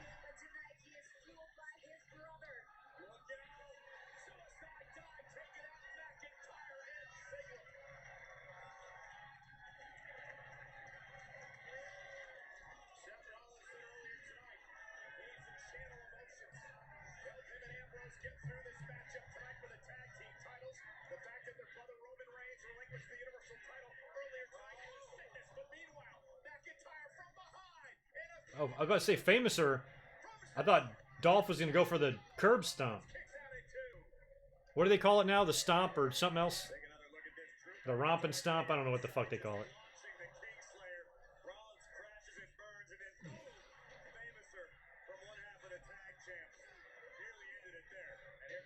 I did not have any sexual relations with that corpse.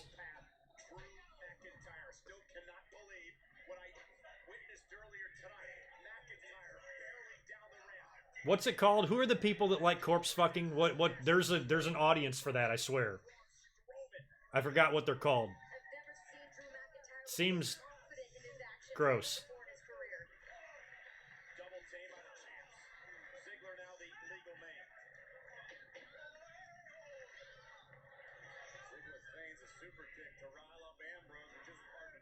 Oh yeah, the dead baby with Lita. Yeah, there's all sorts of shit he did. What, like, if I was Kane's opponent running against him in the election, I'd show footage of the Royal Rumble, 1998, where he smashes the casket and dumps the gasoline in it and lights the Undertaker on fire. Necrophilia, thank you. I love that that's what we're talking about when we got a pretty serious main event going on here. But how funny would that be, you know? Like, my opponent tried to kill his own brother, tried to burn him up in 1998. I've got footage. It was on pay-per-view. Don't vote for him. He's fucking nuts. If you don't agree with him, he might just burn your ass up in a casket.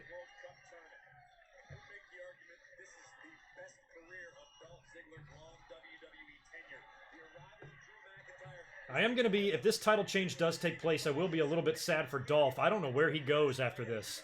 He already had that IC run and the matches with Seth. Now his tag title run looks to be in serious jeopardy here.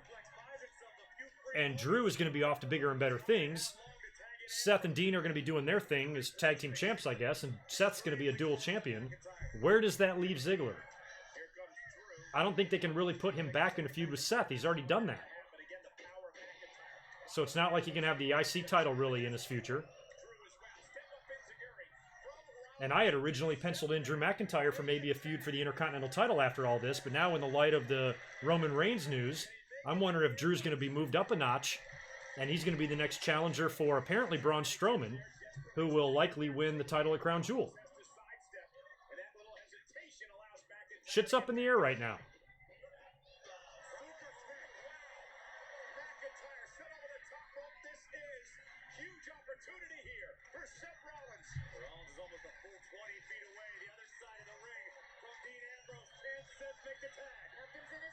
Oh yeah, he set JR on fire. He set a lot of... I've forgotten. I've lost track of how many people Undertaker set on fire. Or Kane is set on fire.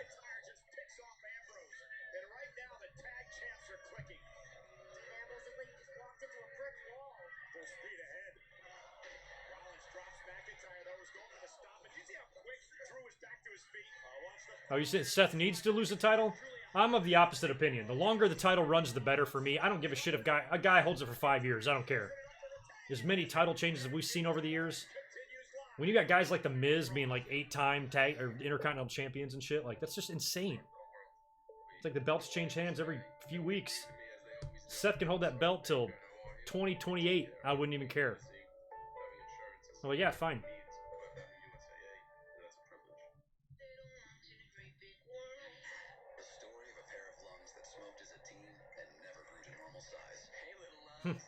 Oh, so news outlets are mentioning, Fox News mentioned. I ribbed my dad a few years ago. I went to my parents' house and because they're older, they don't know, you know, they're really good electronically. Actually, they're not as dumb as most older folks. But I parental blocked Fox News on their cable, and my mom was like, "Yeah, we saw, we undid it." But I kind of thought they wouldn't be able to figure out how to do it, but they did. But yeah, I mean, this Roman news is not a work, you know. I've been hearing the Daniel Bryan and John Cena shit, but I'd like to hear it from them. I have not been watching or reading too much of wrestling news this week, so I have not seen that story. You're welcome to send it over to me. But until Cena or Daniel Bryan tweet something, I don't know how valid any of this shit is, you know? And plus, whatever they're doing, if they're not going to go there, then WWE needs to start announcing change of plans. So tomorrow night on SmackDown, if they go through the show with Daniel Bryan and AJ and the match is on, that means they're going. Because otherwise WWE's like, look, if you're not going, we need to change up shit. So I think whatever the case is there with John Cena and Daniel Bryan, we need to know by tomorrow. I mean, worst case scenario, 1 week later during the go home show. But if I was WWE, I'd be like, look, if our WWE title match is in jeopardy, we need to know that right now.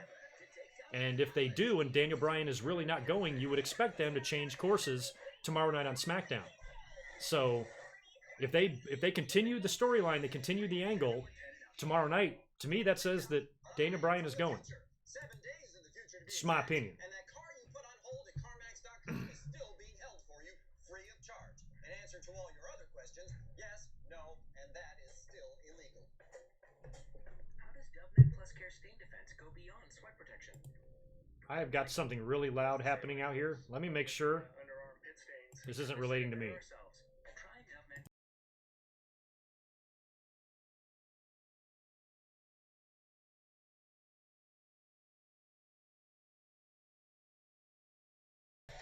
We're good. I heard a lot of loud noises on my balcony or on my on the outside of my condo, and I am ordering. I've got a new washing machine ordered that's supposed to be delivered today, and it never came. So when I heard all the noise out there, I thought my fucking washing machine was showing up. I'm like, really bad time. I'm kind of watching Monday Night Raw right now, but it wasn't them. Yeah, speaking of Cena. Oh, Nikki and Brie are on Fallon.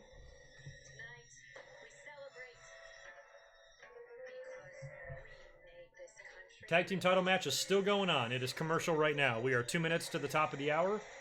Probably a few minute overrun, so we got a few more minutes left in this match.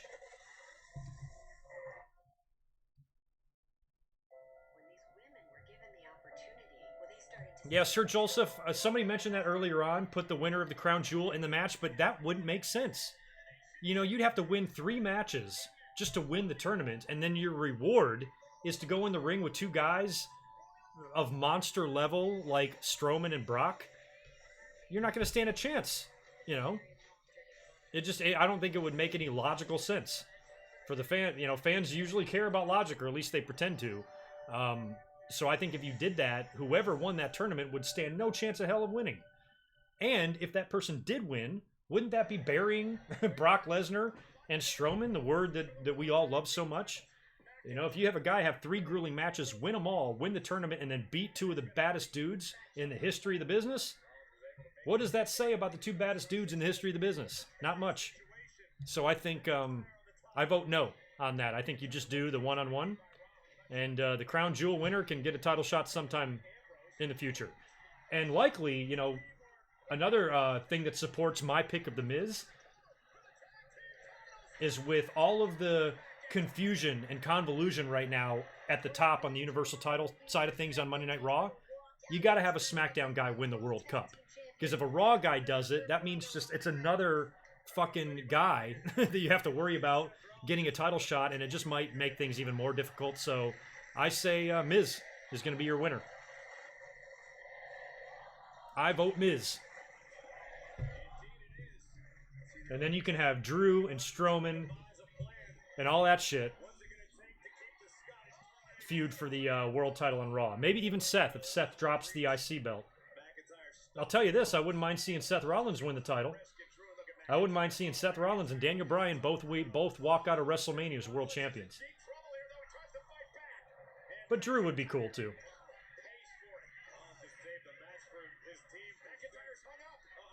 They definitely should give Drew a chance though.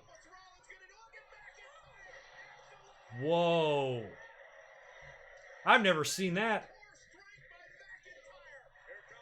McIntyre was like almost in the tree of woe. Seth's sitting on the turnbuckle with his back turned to him. He does a sit-up, grabs Seth Rollins, and tosses him German suplex style, and Seth flips. I don't know what you call that. Y'all can name that move. And here comes a superplex from Rollins.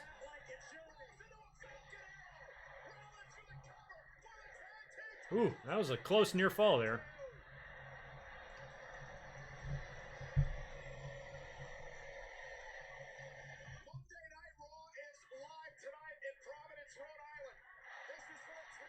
That was great. They're showing the replay of the Seth Falcon Arrow, but show the one that Drew did. That was fucking badass.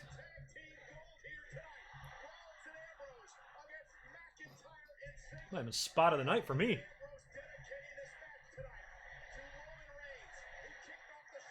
No way. I totally disagree with that. Not against Brock and Strowman. Just 3 crazy matches. You're going to be spent and dead by the time they're over. I don't care how you book it. There's no way to book it at all to make it logically make sense. Plus, what's the rush? The show's a throwaway show. It's a fucking house show that Saudi Arabia bought. I don't think WWE needs to overthink it. And they're not, you know? Roman's gone, so Roman's just out of the match. The winner is the new champ. And plus, I'm so confident that The Miz is going to win. The whole debate here is moot because I don't think a Raw guy's winning the tournament. And plus, if a SmackDown guy wins the tournament, nobody on the SmackDown brand would even make sense to move to Raw at this point. Miz needs to stay there to feud with Bryan. Mysterio's probably better off on SmackDown. Who else is there from SmackDown? Adding Cena to the match, again, why? Why are you going to piss the fans off even more? I just say keep it the way it is. I think the Crown Jewel winner, it makes the most sense to have that winner be The Miz. That way he has a claim to a title match at the Royal Rumble against AJ Styles. No reason to rush. No, the winner of the Cup gets the title shot the same night. Why? You know, what's the fucking hurry? Why are we always in a hurry? Slow it down. Marathon, not a sprint. You got all the time in the world. What time we got here? It's 3 past the hour, so yeah, we're getting close to the finish here. We're going for the zigzag claimer thing. That's not going to work. There's Dean. There's Strowman. Well, Drew.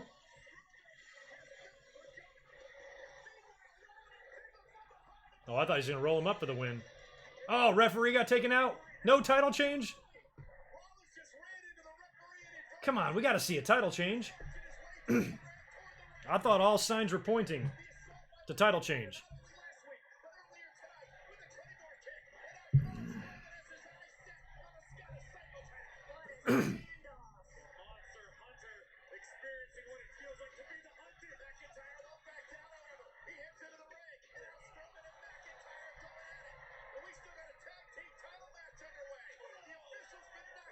There we go. So yeah, we knew this was going to happen. Strowman would go out there to eliminate McIntyre. And that leaves poor Dolph all by himself. Unless that referee's dead. Roman and Dean and Seth are going to have their way with Ziggy.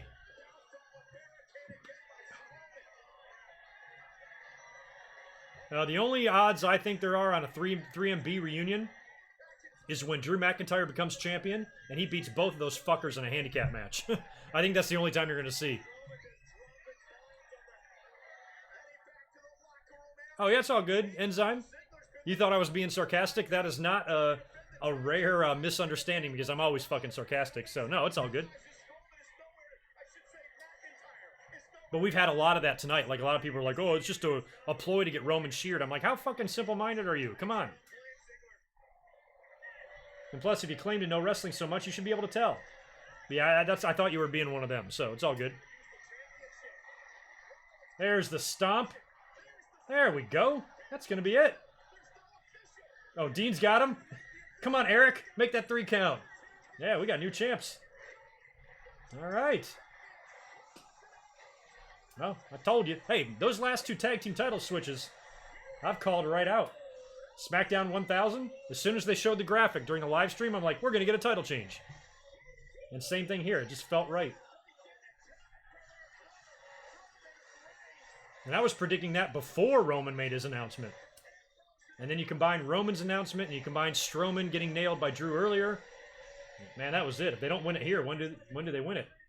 And Seth is a multi-time champion yet again. US and World, Tag and IC.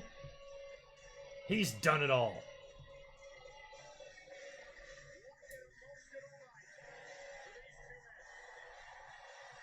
Well, they won it for Roman. This night was for Roman. No, they're not gonna. They're not gonna turn him. Are they turning him heel? No, they're not. Oh yeah, they are. Are they really gonna do this? Are y'all fucking with me? Fuck. Oh shit. Well, I got spoiled. Apparently this is happening. What? Why would you win the tag belts and do that? What? Well, didn't see that coming. Dean looked like he regrets that. Why would he do that? I would have gotten off the chat if I thought something like that was going to happen. What the fuck?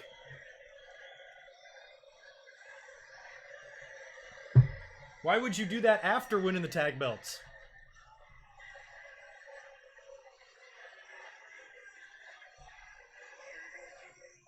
He's saying, why did you do that? Yeah, why did you do that? Renee? You got anything to say about this? Are you not giving him the booty?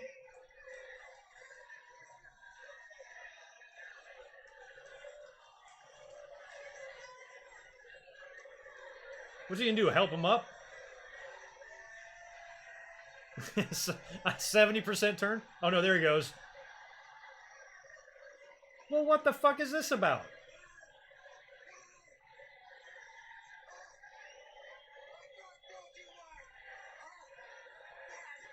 I was wrong about this. I thought in light of Roman Reigns they would still do this. They would just do it later.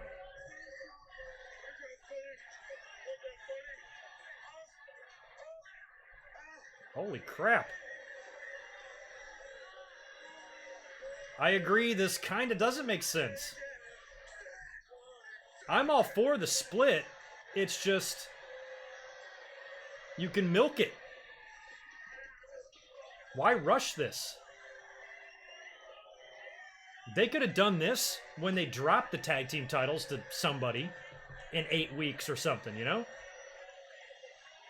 That's a good shot of that lady like, what? Oh my god. What kind of night has this been? I was not expecting this Raw to be anything, and it turned out to be a crazy-ass fucking Raw. Jesus Christ, man.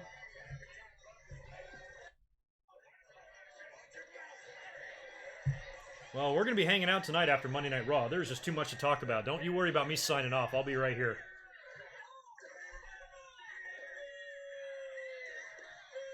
Fucking Christ. Dean seems like he can't decide, or he can't tell why he's turning heel. Please tell me that when Dean was off from his injury, somebody kidnapped him and planted a microchip in his brain, and there's somebody with a remote control behind the curtain controlling his every move. That's a good That's a good storyline. Book it. Somebody called Russo. What's it called? Mind control? Something like that? Oh, he's gonna rip up the mat? And expose the mat underneath?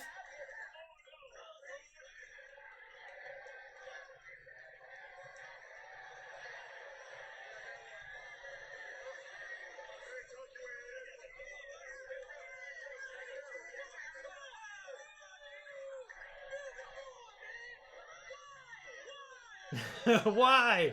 That guy's my favorite. Yeah, that guy might wind up being famous. The Why guy. Oh, hey, buddy. You're coming in my lap at an awfully weird time.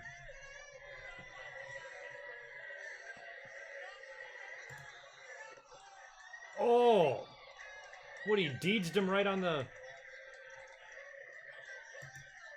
Yikes. Come on, buddy. Come on, lay down.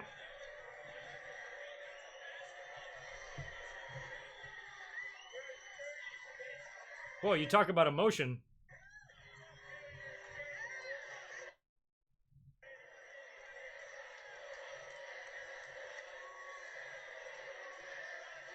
Well, there's the heel turn. I can't tell who's heels and who's faces anymore.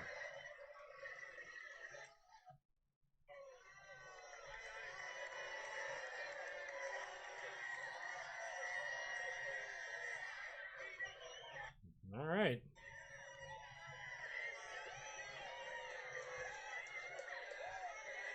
Surprised they did that early. He did go full Ciampa tonight. I thought that the Roman situation would maybe have them hold this off. You know, hell, the Roman situation might have fast-tracked this. I wouldn't be surprised at all. I wouldn't be surprised at all if this was originally planned to be taken to take place later. I know I got some super chats I missed. But maybe when Roman got, you know, diagnosed, there's no reason to keep the Shield together, so just end it now. Because I was also saying that a couple of weeks ago, we saw brand new Shield merchandise debut. And I'm like, they're not going to break up the Shield right away. They're going to get some merchandise sales out of this first. So I'm thinking like early next year. And then in the light of the Roman Reigns news from earlier, I still thought, I'm like, well, Dean and Seth will win the belts tonight. You can hold off the split till later, and you can concentrate on the Drew and Dolph and Strowman split right now. And then Seth and Dean can break up down the road when the shock of the Roman Reigns shit wears off. But boy, they caught us off guard. Yikes. Anyway, Raw's off the air. Let me jump back up here and answer a couple of super chats, and then I'll say hi to everybody. We got 700 people in here right now watching, so it's been a crazy night in WWE. And I'm sorry if I've missed anybody's super chats. I'm trying to find the one. I got Dorian Moore right there. The Shield curse continues. Yeah, Shield has never been able to really reunite. You know, they broke up a couple years ago, and then the couple attempts to do it has fallen short. And yeah, tonight it really was cursed because not only did Roman Reigns have devastating news about his personal life that has forced him out of the ring, but they broke up what's left of the Shield as well in storyline. So, yeah, it's fucking crazy, man. And we got another one from Bruma Cayenne Productions. Why? Tell me why. Yeah, could you imagine JR on commentary tonight? He'd be perfect. Why? Because JR always says, he pronounces the WH. Why? I bet you JR eats wheat thins, and whenever he's really busy, he's very overwhelmed. But, yeah, tell me why. That fan, he was like, why? That was good stuff. Thank you for another awesome super chat, Jimmy. You've been great tonight. Yeah, you got Roman Undertaker vibes from that opening segment. Yeah. Oh, they got this. Oh, I didn't even know this was on USA Network. Huh. Just a Evolution preview, I guess. I'm probably not going to watch much of that. But yeah, for those of you just tuning in right now, close to 800 of us in here, tonight was a crazy night on Monday Night Raw. It opened up with Roman Reigns coming down to the ring. And as soon as he came through Gorilla, you look at him, and he's in street clothes. He's not wearing his Roman Reigns Empire t-shirt. Nothing like that. His hair's not all down and wet, and you know, he's just got regular clothes on, a regular shirt. His hair is pulled back. He's wearing a gold chain, a watch. Not the typical Roman Reigns that we see. And I thought something was up. Ironically, the TV that I'm watching Raw on, the volume wasn't working, so I turned it on over here as Raw started, and I'm looking at him, and I even said, I'm like, is he coming out here to retire? Like, what's going on? And he revealed that apparently just in the last few days he was diagnosed with leukemia, something that he's already battled before and dealt with 11 years ago, I guess he said. And he beat it, and he was in remission, and I guess it's back. And it's forced him out of the ring. He relinquished and forfeited the Universal title, laid it down in the ring, said a few words. He only talked for about 7 or 8 minutes. It wasn't even a terribly long, drawn-out promo. He vowed to be back, said he was going to beat it. It's not the last time we're going to see him. It's not a retirement.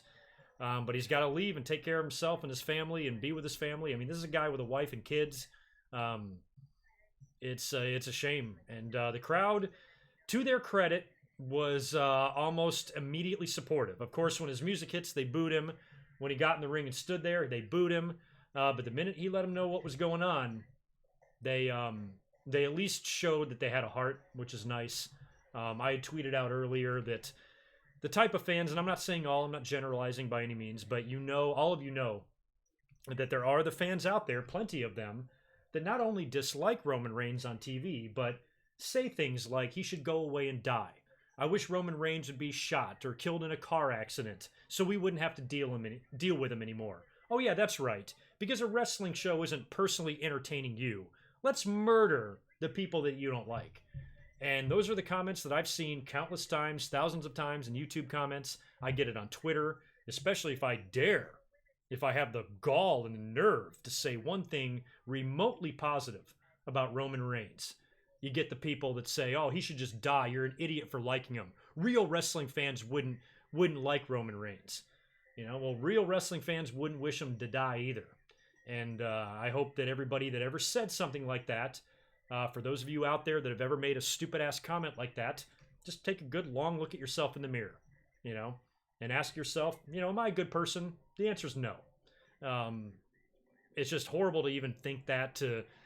It's one thing to criticize Roman Reigns. Oh, I'm annoyed with the way they book him. I don't want to see him. I don't like him as champion. All of that is fine. But because you personally don't like a guy, you want him dead? That's how fucking self-centered you are? But unfortunately, that's the truth. That's the way a lot of fans are. So it was really nice, I think, tonight to see the fans in the audience say, oh shit, this is real life. It's not about just, caring about what happens on Monday Night Raw anymore. You got a guy's life on the line. You got a guy who's got a family and kids at home. And this is a disease that can take your life and likely will at some point in Roman's lifetime. So it's sad that he has to even go through this. He's been shown so far an unbelievable amount of support, which, like I said, gives me hope for the future that the fans are, at least showing him love. And there's a lot of thank you Roman tweets going on, and it's trending, and everybody's showing support for Roman. And that's all you can really do.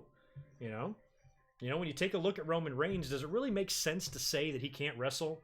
Can you really be a fan of the Ultimate Warrior and Hulk Hogan and then tell me that Roman Reigns can't wrestle? Is that even possible? It is, because that's what the fans do. So I've always thought that while a lot of the critiques and the criticisms and the complaints about Roman Reigns are very valid, they take it to another level when they say things like he can't wrestle. Where, well, this is a guy that's had amazing matches with people as big as Braun Strowman and as small as AJ Styles. It can't be all those guys carrying him. Oh, he had a good match with AJ because AJ carried him. Okay, fine. What's your excuse with Braun Strowman and all those great brawls that they had? And all the other great matches that Roman has had. Cena was a lot like that. Fans, real wrestling fans, oh, he sucks. Well, he gets voted Match of the Year or, nominated for Match of the Year several times every year. How bad can he really suck? And how much can it really be just his opponent? And I think a lot of the fans' anger and hatred for a character or a wrestler takes over, and they start spewing out nonsense that doesn't make any sense. And that's why I always said, I'm like, just really analyze Roman in the ring and then compare him to the other champions of the past. Is he the best? No. Is he the worst? Absolutely not. Not even close. I mean, really, is he any better or worse than The Rock in the ring? I know The Rock was fantastic, but, really, how different are they? Is the Superman punch less believable than the People's Elbow? I don't think so. Is the spear any less believable than Rock hitting the guy 5 times and then spitting on his hand and hitting him until the guy flies over the top rope? No. Just look at it from perspective is all. So it was hard to watch Roman make that announcement tonight, but it was really comforting to see the fans be cool. And on Twitter, I think what we had, of all the people we have in here watching, 800 people in here watching, I think 2 people were a dick in the chat. Oh, fuck Roman Reigns or whatever. He still sucks, But for the most part, everybody was cool and respectful and acted like a fucking adult, like we all should, So you guys, y'all's guess is as good as mine on a timetable here for Roman Reigns. Many people are saying he's looking at a minimum of a year, and we're probably talking 2020 for a Roman Reigns return, which is real sad. That's a long time. I just hope he can completely beat it, all the way through and return to former form. It might take a year or so, but we're going to be cool upon his return whenever he returns, provided everything goes well, because if this thing gets worse, he won't be able to. But if he beats it just like he did the first time, and he does everything right, and he's got the best treatment, care, and doctors and all that, which I'm sure he does, he can come back, and I'll be interested to see what kind of a relationship he has with the fans upon his return. But super sad news, and it's news that none of us saw coming. We didn't see it. I didn't see it today online. I saw no hints of this, no teases. Nothing was even remotely hinted upon that Roman Reigns was going to come out there and make this announcement tonight. But it's rough. My brother-in-law, my sister's brother, I married them. I performed the ceremony at the wedding, and he was diagnosed with leukemia as a kid, and he's been in remission ever since, and he's now in his mid-30s. But it's always in the back of our minds, you know, with him. So, you know, it's rough. It's rough. Thank you for the super chat, Burundi Sledge. How I'm reaching with that Rock argument? Fuck no. You know how much fucking wrestling I've watched in my life? You know how many times I've seen The Rock, not only in person, but on pay-per-view and fucking TV? I have his whole fucking career printed in my mind. I know what he can do in the ring, and I know what Roman can do in the ring. And if you're looking at the two of them blind, and you take two people and say, you take a person and say, watch these two people. They don't know who The Rock is. They don't know who Roman Reigns is. They've never seen either one of them in their lives. They compare the two in-ring work. I really don't think it's going to be overwhelmingly Rock's better. I think some of them are going to think The Rock's better. Some of them are going to think Roman's better. But when you judge what they can do in the ring, there's really not that much difference. And if you think there is, then you're not thinking clearly. Just watch. Just watch. The problem is fans can't just watch and put everything else out of their mind. You have to watch it from the perspective of, I don't know who either one of these guys are, and I have no bias. You know, but if you do, you're not going to look at it objectively. And that's what we've always gotten with Roman Reigns. He's the worst wrestler ever. No, I assure you, he's not. He's better than King Kong Bundy, you know, and he's better than a lot of guys. You know, the Ultimate Warrior is one of the most over stars in WWE history. Roman Reigns is 20 times better in the ring than Ultimate Warrior could ever be on his best day. You know? And Hogan too, for that matter. You know, Roman takes bumps. Roman takes punishment. Roman puts his body through hell. You know? All Hogan did was drop on his ass once in every match for 25 years, you know? James, I'd probably agree with that. I'd say 70% Rock, 30% Roman. I'm not saying everybody's going to say Roman's better, and I don't even think Roman really is better. I'm just saying, like, when you compare, when people who claim that Roman Reigns sucks in the ring, if you watch his in-ring work and you compare it to stars of the past, it's not any worse than anybody. And when people say that, they're just biased, you know, because you can watch that and see it. Steve Austin, prime example. After the pile driver from Owen Hart, his style drastically changed, and he became a mat-based ground and pound brawler as opposed to the wrestler that he was before. But you take 1998 Steve Austin, compare it to Roman Reigns. I'll let you decide on that one, but I think it's obvious. No, Roman Reigns is absolutely not Lex Luger. Lex Luger is another guy that Roman Reigns is a million times better than. I don't know what wrestling you're watching, Sledge, but if you think Lex Luger and Roman Reigns have equal wrestling ability, then you are living on Mars. Completely. They are nothing alike. Nothing even close to alike. Every single thing Roman Reigns does looks better than Lex Luger. His punches, his kicks, his everything. Literally everything. Luger doesn't do one thing that looks better than what Roman Reigns could do.